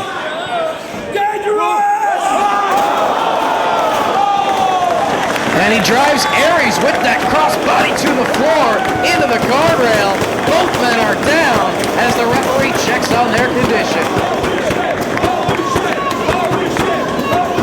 We have not seen moves like that out of James Gibson yet in ROH. He is putting it all on the line for the world title. He knows the caliber of competition in Ring of Honor rings, and he's taking it to the champion right here, chopped right across the chest. And Aries is feeling it. That was a vicious shot. Gibson with yet another. You see the blood vessels beginning to burst on the chest of Austin Aries as it's turning red. And again into the rail he goes. James Gibson in control right now. Crowd here in Dorchester very appreciative of James Gibson's contributions and what he has added to Ring of Honor here in 2005 thus far. This time it's Gibson with that bad back and all, right to the guardrail. Well, now we're going to see if the back is indeed in bad shape, as Austin Aries testing the back right there. And going to work on it, again into the guardrail it goes. A very wise champion focusing on the possible weakness right here. Roderick Strong did so much damage using that new Boston Crab with the knee in the back submission. He had that on Gibson for a while back at the Best of American Super Juniors tournament. Aries now. No, Gibson moves out of the way. Aries looking for that senton. Going for the shoulder block, but gets kicked in the shoulder. Aries off the second rope and comes down across the back of the neck and the upper back of Gibson. Back down to the floor he goes. James Gibson, he's been such a valuable contributor here to ROH. What's this? Again, driving his back into the guardrail. The heat-seeking missile from Austin Aries. What a tremendous atmosphere we have tonight here in Boston. This crowd wants to see a title change. Austin Aries has been a great champion, but I have no doubt that James Gibson would also be a tremendous champion, an honorable champion, a man that ROH would be proud to call their world champion. Gibson holding his back. You know, two great scientific wrestlers, and in the past few moments, several maneuvers into those guardrails have devastated the back of James Gibson. And Aries focusing on that, getting a little bit cocky here in this title defense. I think that Austin Aries also has a pretty deep bruise on the side of his back, or a rib cage there, the back of his rib cage. Connects with that senton this time. Gibson not able to move out of the way. Hooks that leg, but can't put him away. Aries does have a deep bruise there on his back, but we have seen Aries survive a steel cage match against Colt Cabana, put his body on the line, sacrifice his body to win that match and keep the world title. We've seen him survive a lot. 75 minutes against Bryan Danielson to win a 2 out of 3 falls match at Testing the Limit. Austin Aries is as tough as they come. Gibson fighting back though, 2 kicks to the midsection, as you can see Aries back right there, running knee to the side of the head by Gibson. Duck of the clothesline attempt, he catches him and folds his back in half, right into a cover for yet another near fall. You saw that even when Gibson had the advantage, he was still clutching at that back. so the back is definitely a weak point on the body of James Gibson.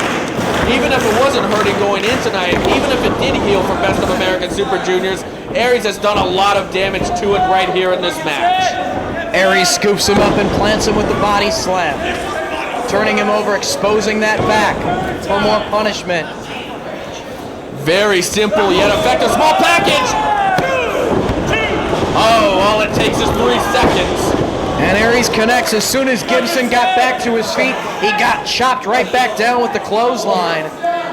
Aries knows that it only takes 3 seconds. He got up and was super aggressive against Gibson. Gibson in a lot of pain. You can see the expression on his face as Aries slowly tries to pick him back up.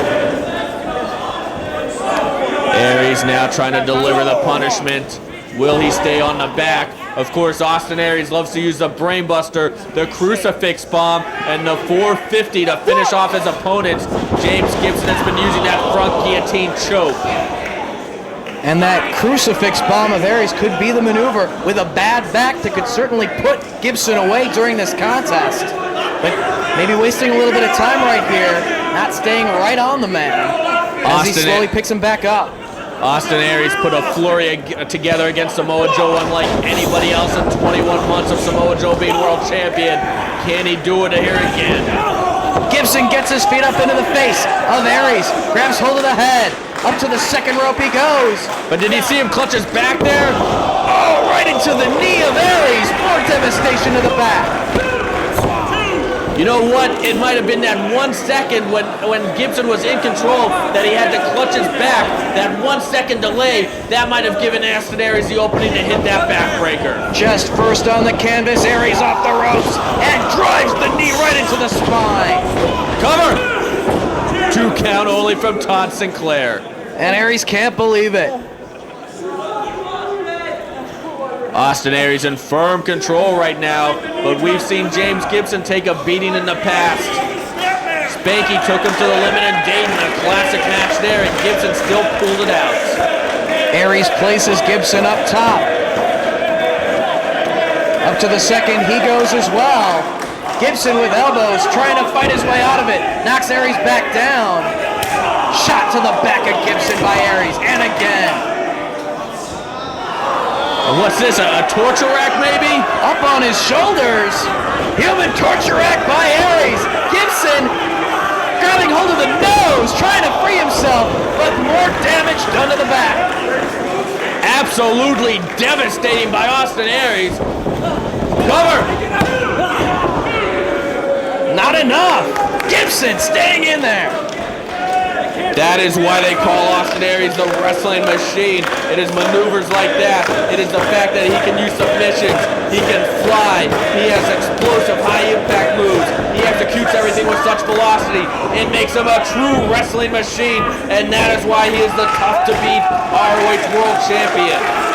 Now looking to wear Gibson down right in the center of the ring. Take his energy away from him, in addition to the pain with all of this devastating maneuvers to the back. Well, right now, this is causing cobwebs in the head of James Gibson. This could make James Gibson dizzy. Austin Aries is literally trying to cut off the oxygen from the brain of James Gibson and make him pass out. Shots to the midsection of Austin Aries, trying to free himself into another backbreaker over the knee, out of the Cobra clutch position. Aries now exposing that back of Gibson once again, and comes down with the elbow. Cover! Very lackadaisical cover right there, not hooking the leg, and Gibson able to roll his shoulder up off the canvas. Well, if you notice too, Gibson wasn't taking any chances there as he put both feet on the ropes.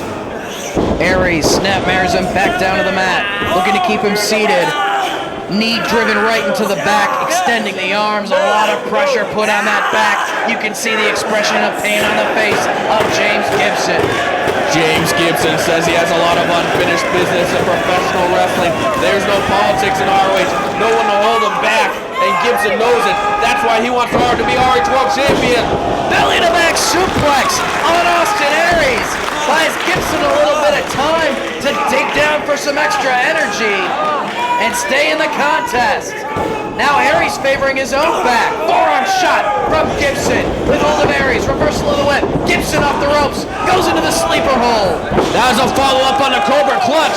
Gibson, though, drops right out of the hold with a jawbreaker.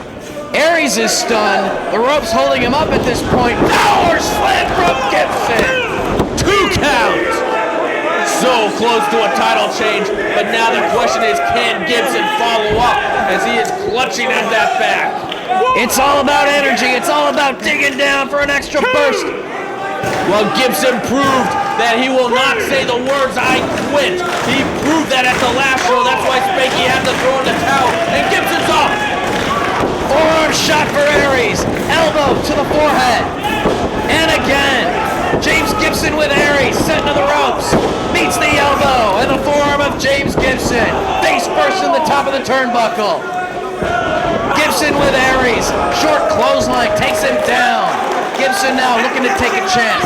Second turnbuckle on the inside. Oh, this is high risk with his back. He connects, though. Leg drop connects. Lateral press by Gibson. You notice, though, Gibson a little slow on that cover. Perhaps the impact of that leg drop also rattled his back. At a standing position, James Gibson pulls the champion up. Oh, he's going for that tiger bomb. Can't butterfly the arms, takes out the legs of Gibson. Aries into a Boston Crab, just sitting down with it. More devastation to that back, but he powers him over. Oh, 2 big pinfall attempts. Leverage going back and forth for both men. Aries looking for the backslide. Can't keep the shoulders down. Gibson. He's got the front guillotine choke. He's got it. He's won several matches in ROH already with this. Referee getting right in there with Aries. No, powered up. Atomic drop might have saved the world title for Austin Aries. Let's see if Gibson can follow up. He's trying. Aries making his way to the ropes. Forearm strikes now from Gibson. Aries holds on to the wrist. Side Russian leg sweep. Rolls over. Rolls Gibson to expose that back once again. And wrenching back on that chin. He's got the arm trapped. Pressure put on the back as well as the neck. You gotta watch for the visual care. Austin Aries like to sneak it in. Referee was in perfect position to see if he did fishhook him. Austin Aries will use devious tactics. Kick to the gut. What can we see right here from Aries? Elevates Gibson. Stays on his feet. Boot to the gut of Aries. DDT. That one planted him. Butterflies the arm. Submission predicament for Aries right here.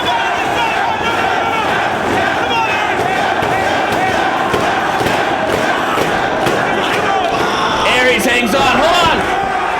Tiger bomb.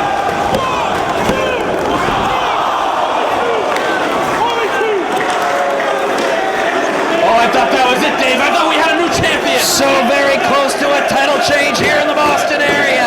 James Gibson giving it all he's got. Austin Aries clutching onto those ropes for his life. That world title is his life. Gibson kicking away at Aries. Once again, Gibson going to the back, though. Perhaps that adrenaline wearing off now. He's feeling the pain. Aries on the ring apron. Gibson trying to bring him back inside the ring. No, using the ropes to apply more pressure to Aries. All right, well, this is illegal, though. Sinclair called for a break, but Gibson did his damage. Breaking before the count of 5. Goes back to Aries, pulling him back inside the squared circle. Lateral press by Gibson, very close to the ropes. 2 count only. Foot across the bottom rope. Saves the championship once again for Aries. The winner of this one will be faced with Alex Shelley in the future, but you know that is not on either man's mind right now, as they're in one of the best matches I've seen for the ROH World title. What's Gibson doing? Misses the moonsault, and Gibson told me before the match he might go for that. He has not done a moonsault in 5 years. Doing whatever he can to earn the ROH World title tonight. Crucifix bomb! Will we see it? He drives him down! Gibson might have saved himself as he was able to slip through, but he still took the impact cover! Only 2! Aries needs to follow up here. Looking for the 450. But Gibson holding onto the leg of Aries as he tries to go out to climb the ropes. Now Aries is descending to the top rope. Gibson back to his feet. Shot to the side of the jaw of Austin Aries. He's got Aries in a seated position now on the top turnbuckle, chopping away at the chest. We have a battle on the top. This could determine the match right here. Biting away at the head of James Gibson, and down he crashes. That's pure desperation for the champion. Flat on his back, Austin Aries up top, 450, but he moves out of the way. Crash and burn, Austin Aries.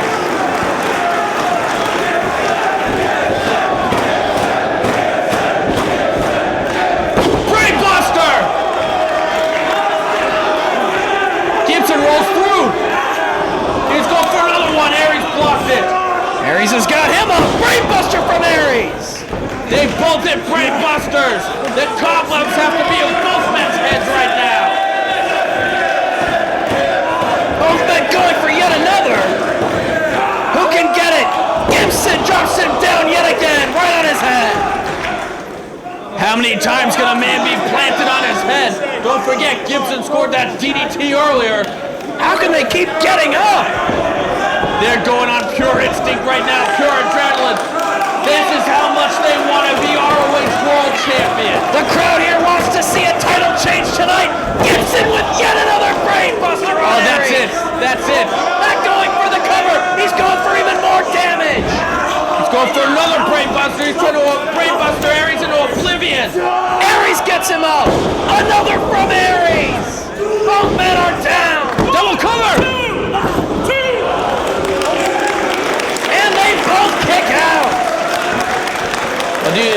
Wow, this is his pure instinct, pure guts, pure emotion right now. Both men are down, physically spent from this battle. All for the ROH World Championship. What an atmosphere we have here in Boston. You have to be here live to experience something like this. If you're not going to ROH Live, you are not getting the full experience. This is something special right here. Aries connects with the kick to Gibson. Picks him up, going for yet another. Gibson sees it coming and tries to block. Shot to the side of the head of Austin Aries and another kick. Hard shot, hard kick. Gibson struggling to even stand at this point. Oh, it's all over me. It's another Tiger Bomb, no. Aries with the boot to the gut. He's going for a brainbuster. Oh, hold on. Gibson has his legs hooked. Gibson was out, though. Both men's shoulders were down.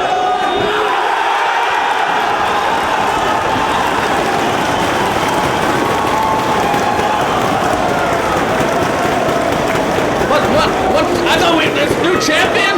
Well, Todd Sinclair raised the arms of both men. It looks like we have a double pin situation in this title bout.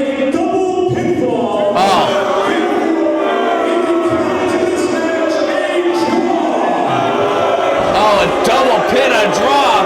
Austin Aries retains the title.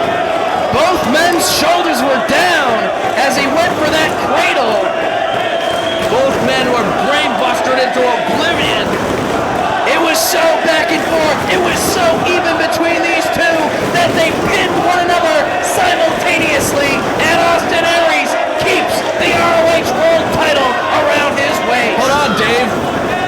Sinclair's got the mic. Listen, this match, that was a double pin. This match is a draw. If you both agree to restart this match, Oh, you better believe that we want this match restarted. Yeah, there's no way Gibson's not going to agree to that.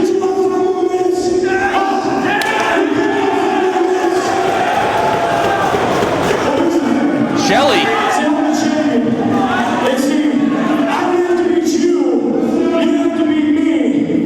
and you just didn't get it done. So let me think about that 5 minutes for a second. I'm going to take a break at the match, get some water, and I'll come back out and I'll tell you that. And I'll go 5 minutes. What's Alex Shelley doing in the ring? Right into Aries.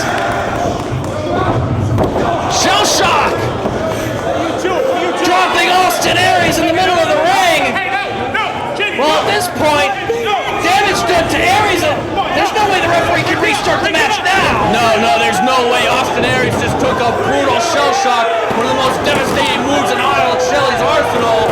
And James Gibson is irate. He wants that title. Oh, well, if Shelley's looking for allies, this is not the way to get it.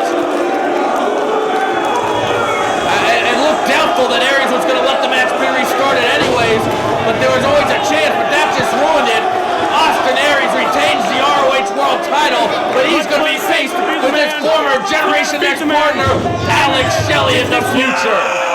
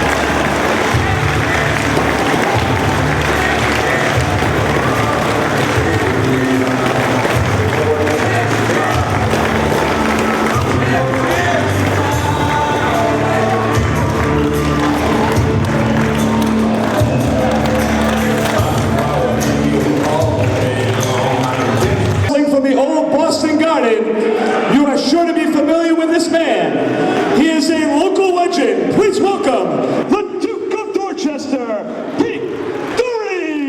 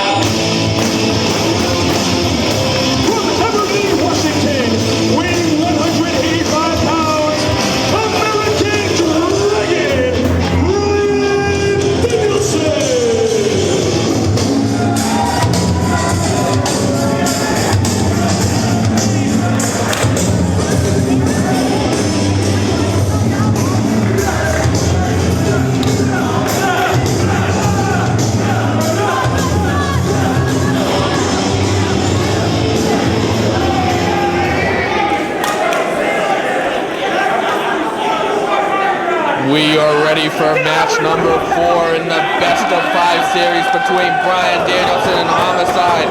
The next chapter and perhaps the greatest feud in ROH history is about to be written. Lumberjack rules for the first time in ROH history. These two have battled in parking lots. They've battled throughout buildings. They have perhaps the wildest balls count anywhere match ever. in Chicago at the 3rd anniversary celebration part 3. ROH officials are tired of the fight around the building. They want these two to settle in the ring. That's why we have the Lumberjacks out there. An army of men are going to attempt to keep the battle between Danielson and Homicide inside the ring tonight here in Boston, as Homicide with the top wrist lock on Bryan Danielson. This series actually began in Boston with an I Quit match that actually had to be restarted because these two started fighting all over the building, caused a riot almost. Then, of course, they had the classic I Quit match at Homicide won. From there, the tape fist match, another wild brawl, bloodshed, 3rd anniversary celebration part 1. Homicide winning that one, going up 2-0. Bryan Danielson winning the Falls Count Anywhere match 1 week later, 2-1. Now Bryan Danielson once again in sudden death, as if Homicide wins this one, he wins the series 3-1. If Danielson wins it, it's tied 2-2. Twisting away on the wrist with the Greco-Roman knuckle lock. Boot to the midsection by Homicide. Pitches Danielson to the floor.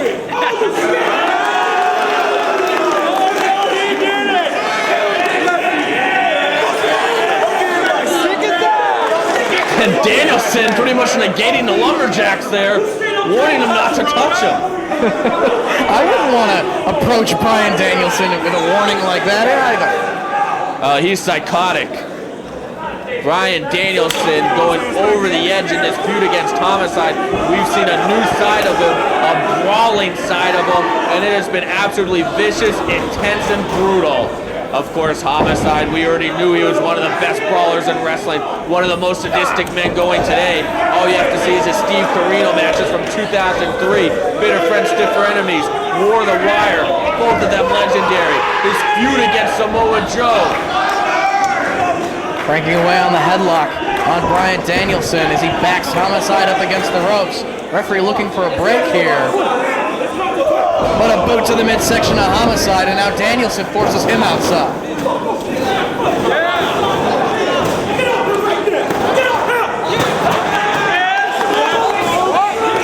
And Homicide not letting the Lumberjacks get near him either.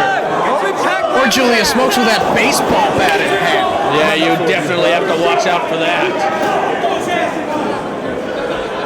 The Lumberjacks very intimidated by both of the competitors in the matchup. I don't blame them. We have some of the students from the 2nd class of the ROH Wrestling School out there as Lumberjacks. This is their very first pro experience. Can you imagine that, fresh out of wrestling school, and you have to throw either Homicide or Danielson back into the ring? Yeah, your job is to put your hands on Homicide as he warns, don't come anywhere near me. We have a very intense collar and elbow lockup right now. Both Danielson and Homicide going to the floor. And they're just beating up all the Lumberjacks.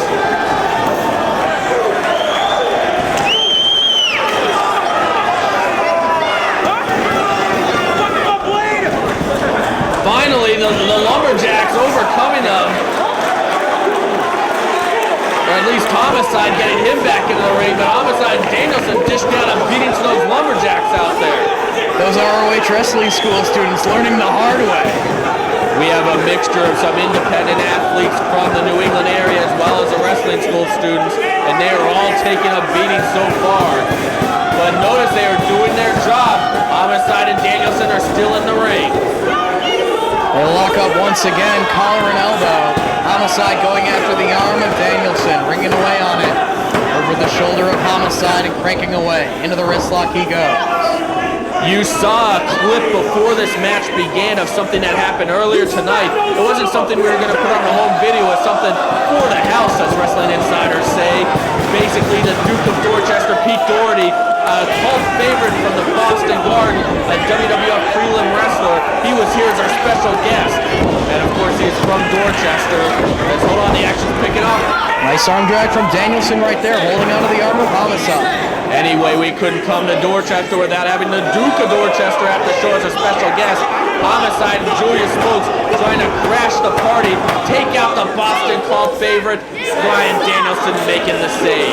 In fact, Homicide, right before Julius Smokes grabbed him, Homicide was about to hit Doherty with the bat, and he said this one's for Gary Sheffield. Ah, what an insult. As Danielson now, hammerlock applied, really wrenching up on that arm. and takes Homicide down to the canvas with it.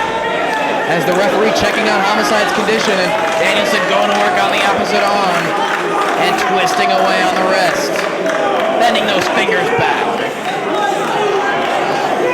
Homicide is the godfather of the Rottweilers, the Don of the Rottweilers. Rocky Romero and Ricky Ray is not here tonight as they have international obligations. Loki's still under suspension. And I don't think ROH officials are in any hurry to lift that suspension on Loki. Not at all, but we have two of the most dangerous wrestlers on the roster today in this matchup right here. Bryan Danielson, not just technically sound, but he's one of the roughest and toughest competitors you will find. You notice, though, that Danielson and Homicide both adjusting their style for this lumberjack match. Normally we'd see these two brawling all over the building. Now Danielson is just trying to dismantle Homicide piece by piece with wrestling moves. Butterfly suplex takes him down for an ear fall. Again, going right back to the arm of the notorious 187. Rolls Homicide down to the canvas, drops the leg down across the arm, keeping it tied up with the legs, putting pressure on it, and forcing the other arm down to the canvas for yet another near fall. Riding that forearm into the side of the jaw of Homicide. And once again, it's those little things that separate the good ones from the great ones, from the Hall of Famers, from the all-time greats. Stuff like driving that forearm into the face. But I think that's also the aggression and hatred that Danielson has for Homicide as he lights him up with those kicks. European uppercut sends Homicide down. Knee driven into the back of Homicide, stretching out those arms, trying to wear him down. Homicide not giving it up. No way. It'll be interesting to see what happens if either of these men spill to the floor again. See just how intimidated these lumberjacks are with their mere presence in front of them on the floor. That's right, this one might end up in the crowd again, who knows? Holding onto the arm of Homicide, backed up against the ropes. Danielson sent off, shoulder tackle right into a cover, but Homicide kicks out at one. Another shoulder tackle by American Dragon, again a 1 count. Off the ropes once again, this time Homicide connects with a drop kick. Danielson to the floor, shoves off that lumberjack. Tope con hilo. Homicide just crashes Danielson down to the floor, and the lumberjacks separate as both men are down. Get him back in the ring, guys. And there they go. I guess it's easy to get them back in the ring while they're down injured, but this is what it's all about. You notice it still took about 15 of them to get them in the ring, though. And it took both of them being incapacitated on the floor to get them to come anywhere near either competitor. This is where ROH officials want it tonight, though, in the ring. The Lumberjacks doing their job. Homicide back to his feet, grabbing hold of the ear of Bryan Danielson. Well, you gotta go where your ear goes, or else it's gonna get ripped off your head. Just ask Mick Foley. He's also got to go where the beard goes. Drives the knee into the head. Homicide now very methodical. He is looking to dismantle Bryan Danielson as well. Key matchup in the series right here for Bryan Danielson. Backed into the corner as Homicide going to work on that ear. Chop right across the chest. Homicide taking his time, following up. The lumberjack element definitely bringing something new to this feud here. As these guys are wrestling a different style under this stipulation. Nice suplex. Floats right into a cover, but Danielson kicking out at 2. Gary Moore here telling Homicide it's just 2. Good job from ref Gary Moore, a very quality official. Some words of advice / encouragement from Julius Smokes on the floor. Well, you always have to watch out for Julius Smokes, as he has definitely been a decisive factor in this feud, interfering a number of times. Danielson to the floor. Pitch him back in. The Lumberjacks a little apprehensive, but they do toss him back underneath the bottom rope and inside the ring. Danielson unable to fight back. I think Homicide wants them to beat up Danielson too, but that's not their job. Their job is to simply throw the wrestler back into the ring. Well, at least with wrestling school students and local wrestlers as the Lumberjacks in this matchup, it's not really friends or enemies of either wrestler in this matchup, where they would have the objective of going to work on one of them when they are pitched to the floor. Bryan Danielson's had enough. European uppercuts for Homicide. All the way into the ropes he goes. Reversal of the whip. Danielson off now. Step over. Belly to belly over the head release. Suplex. Cover. Only 2.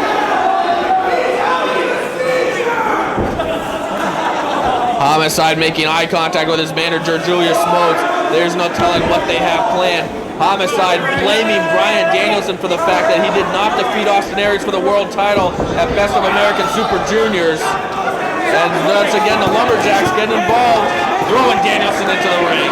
And Julius Smokes with that baseball bat, making sure that they do their job. Danielson kept Julius Smokes from interfering, and actually Smokes did interfere in that world title match. That drew Danielson out of the locker room, who beat Smokes up, took him back to the locker room, so Smokes was no longer in Homicide's corner for the rest of that world title match. That might have taken Homicide out of his game, causing him to be pinned by Austin Aries. Off the second rope, goes for the elbow, but Danielson rolls out of harm's way. Homicide basically elbow drops the canvas. Buys Danielson a little bit of time to catch his breath. You know, it was interesting, though, that Homicide said earlier that Danielson now has the attention of all the Rottweilers. Maybe Reyes or Romero or Key is here tonight. Something that's got to be in the back of his head right now. Well, Homicide was definitely hinting at something with that statement.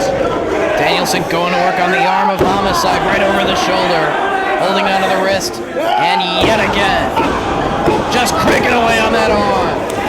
And that also affects the shoulder socket. And those are 2 pressure points on cattle mutilation. Big running forearm in the corner. And that'll just knock you out as Bryan Danielson's feeling it. Maybe looking for that diving headbutt off the top rope. Danielson all the way up top. And soars. Connects with the diving headbutt. It was right on the shoulder, Dave. Cover. No, he gets his shoulder up. Danielson definitely trying to soften up Homicide for the cattle mutilation, or perhaps a surfboard. This also applies a lot of pressure to the shoulder socket. He's got the legs tied up. Can he get the arms? Homicide trying to fight it off. Danielson struggling to try to grab hold of the wrist, and he does. He's got it. Now rocking, looking to roll Homicide back and extend and pressure put on several body parts with this hold, including the shoulder. Will Homicide give? Gary Morer getting right in there to see if Homicide needs to give it up. Shoulders down.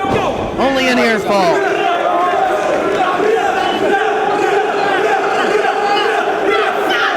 So let's see what Danielson follows up with. Another big kick. And yet again to the midsection of Homicide. Homicide sent in once again. Danielson ducks his head. Neckbreaker from Homicide. And he holds on. Looking to follow up. Nice pile driver. That's more damage to the neck. Cover. 2 count only. The pile driver can't put the American Dragon away. And Homicide looking to the floor once again. I think he was yelling something to Smokes. Going underneath the ring. Bryan Danielson's in a must-win situation, but at the same time, Homicide's in a must-win situation. I mean, the series still goes on if Homicide loses, but how demoralizing would that be if Homicide's up 2-0 and suddenly it's tied 2-2, and Julius Smokes went for a table. STF applied by Homicide as Julius Smokes trying to get that table inside the ring. That is what Homicide was calling for. He's looking to do damage with a table. STF still cinched in. Danielson hanging in there. No DQ in this match. So the table is legal. Everything's legal. Reaches the ropes to break the hold, and Homicide now going to set up that table in the corner. Opens the legs of the table. Propped up in the corner now. Both men have taken a lot of punishment in this match. Danielson going for that. Yes, he is punishing Homicide. Took too much time setting up that table. Danielson was able to fight up a little bit, but Homicide regains the advantage. Chop in the corner. Puts on the brakes, does Danielson. Boot to the gut of Homicide. Looking to suplex him into the table. Homicide fighting it off. And he's looking for a suplex. Danielson trying to fight it off right here. Danielson going for a roaring elbow. Homicide catches up. Into the table. Dangerous! T-bone suplex into the table. And it shatters with the impact of Danielson's body. Homicide pulling him away from the table. Center of the ring. Only two. Gets his shoulder up. But even more dangerous, Dave, is that table didn't break fully. There was no give. That's Danielson's neck against that hardwood with no give. And a choke right in the middle of the ring, but anything goes here. No disqualification. Danielson has taken that neck breaker, the power driver, and now his neck against that hardwood. There's a hole in the table where his neck just went right through the wood. Now Homicide looking to climb up top himself. Danielson scored with the headbutt earlier. Will this be successful for Homicide? Danielson back to his feet, takes out Homicide's legs. European uppercut. Out to the apron goes Danielson. Meets Homicide on the second rope. What can he be looking for here? Both men struggling on that top rope. Both men jockeying for position. Both men fighting and down to the canvas goes Danielson. Homicide, I think, tried to move his body weight or shift his body weight, and as a result, both men collapsed off the top rope. Both men paid the price. Danielson back to his feet. Vicious drop kick. Now Danielson, he's looking to score again on that top. He is undaunted by what just happened. Going for whatever he had in mind once again. What could it be?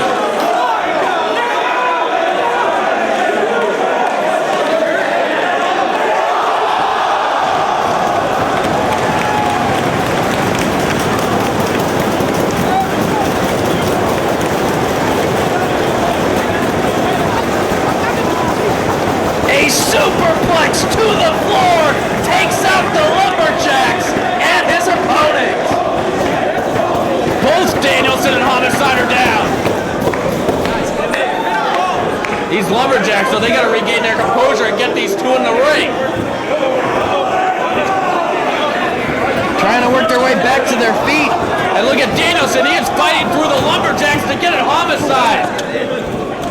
They're not letting these Lumberjacks stop them from taking their fight around this building. Airplane spin attempt by Danielson.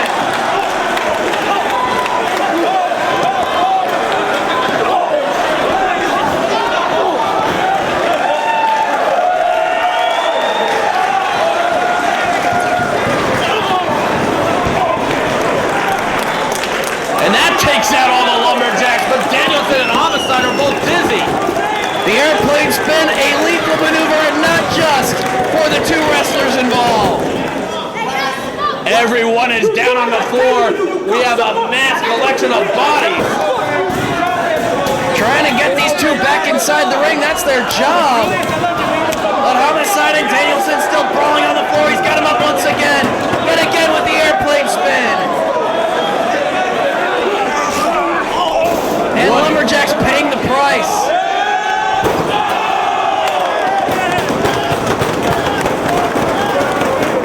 Now Homicide hard into that unforgiving steel barricade. The Lumberjacks finally getting in there. Looking to throw both dizzy men into the ring. Both men have taken a brutal beating in this one. The remains of that table still inside the ring. They've got Danielson. Whoa, what's this? One of the Lumberjacks just attacked Danielson. He's got a Rottweiler shirt on. Homicide had a plant in the Lumberjacks. That's a member of Homicide's gang. He's going to work on Danielson. The Lumberjacks trying to fight off Homicide on the floor. I knew the Rottweilers would have something up their sleeve for Danielson. Julius Smokes and this unknown member of Homicide's gang are taking it to Brian Danielson right now. Choking away with that bat. No DQ. It's Jay Lethal and Samoa Joe.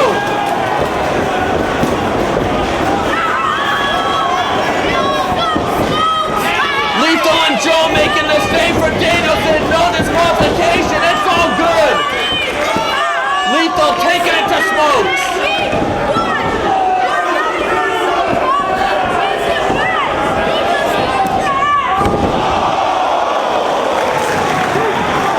Big double team move. It's back to the streets for that individual. They neutralize him as now Samoa Joe pulls a chair out of the crowd. It's ole ole time.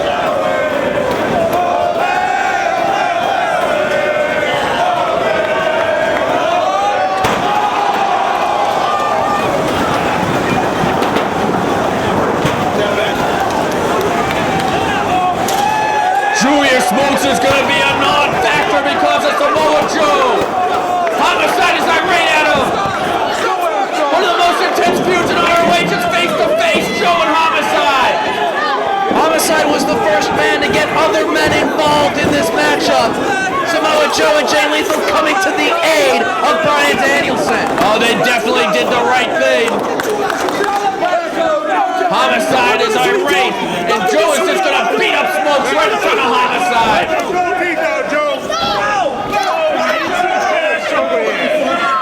Complete mayhem everywhere. There's Homicide and Joe face to face. They're on the floor.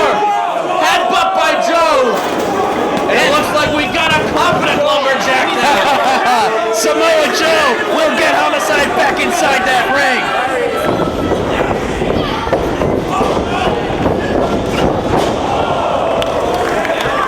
Mid-air collision by these hated rivals. Homicide was going for that lariat. Danielson for the roaring forearm. Neither man connecting.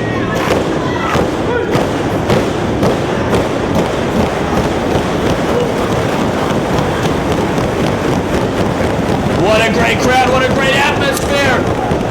Both men back to their feet. European uppercut from Danielson. And a second. Backs Homicide now into the corner. Elevates him to the top turnbuckle. Last time they were up there, both men spilled to the floor. Yet another European uppercut. Up to the second rope goes Bryan Danielson. Looking for the superplex. Homicide holding on. He's going for the superplex into the ring this time. Homicide fighting for his life. Shots to the ribcage of Danielson, and down he goes. Can Homicide win this series in Boston? You know he'd love nothing more. There's nothing a New Yorker loves more than beating up Boston, than winning in Boston. Ace Crusher. Off the second rope. Gets his shoulder off.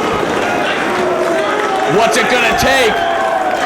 Homicide has to start thinking about the lariat or cop killer right now. Bryan Danielson has used that regal plex successfully as well as cattle mutilation. Oh, you can see the adrenaline, the intensity rushing through the body of Homicide right now. And again, a stare down with Samoa Joe out on the floor, acting as a lumberjack in this matchup. Making sure that it stays one-on-one between these two men. Looking for the cop killer. Oh, the cop killer, it's all over if he hits it. No, Danielson out. Regal plex, but Homicide up.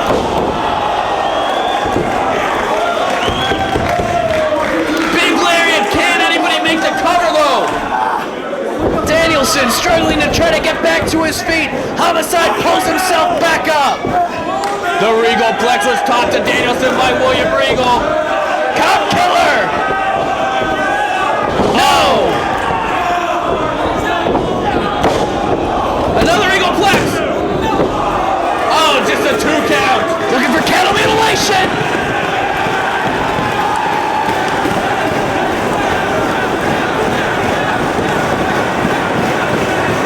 This is pressure on the neck, which just took 2 Regal plexes. Cover! Oh, that's how Danielson beat him in All-Star Extravaganza 2. Cattle mutilation, pressure on the shoulder that was injured, on the arm, on the neck. Homicide going for the ropes.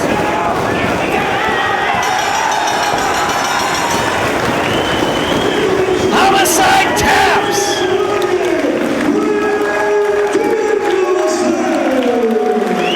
The series is now tied at 2. Oh, I can't wait to see this 5th match.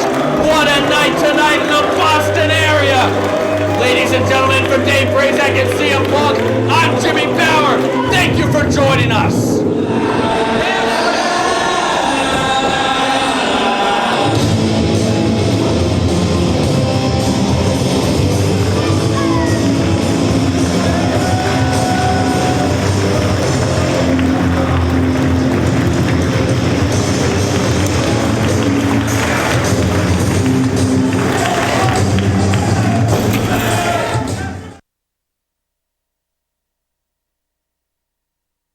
Austin Aries, Alex Shelley, I don't know why or what just happened, but you two robbed me. You robbed me of my chance to be Ring of Honor champion, world champion, not be labeled, not be considered a cruiserweight, a small guy, some type of lightweight, the B champion on the B show, but you stole my big opportunity to be the #1 man in a great company, a company that's gave me a platform to redeem myself, a company that's going to be proud to have me as a champion, that I'll be proud to represent. Austin Aries, tonight you got lucky. I don't know what kind of scam or what kind of bullshit you guys tried to pull me. I don't even know what happened. I'm still trying to figure out. 1 minute, I'm the Ring of Honor champion. The next minute, you're taking off my belt and I'm stuck with my dick in my fucking hand. This is bullshit. Austin Aries, I want my rematch and I want my belt and I'm coming for your ass. Boy, you ain't got no words to hide. You ain't fucking safe. As long as you're in Ring of Honor, I'm after you and I'm after that title. It's coming home with me because I fucking deserve it. Alright, cut. Thanks, Jamie. There you go, Jamie. Don't worry. Bullshit! You get that shot, don't worry.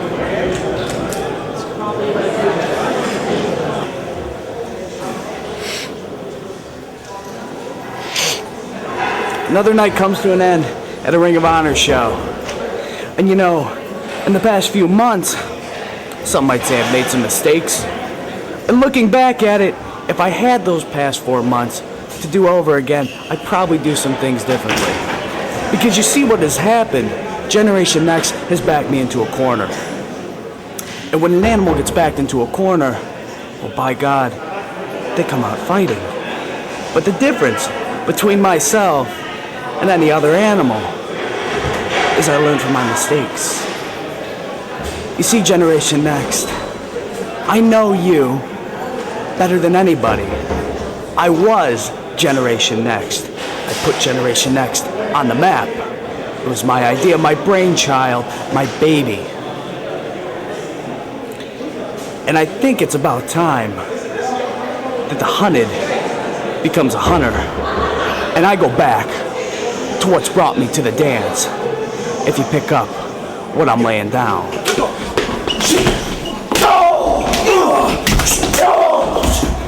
And I'm coming for your world title! What happened, man? I'm trying, he ducked and he just... Damn, well, he knows us too well. That's it, this ain't the end of it, man. This is just the beginning. Alex Shelley, your ass is ours. Period. You never taken our belt, you never taken my belt.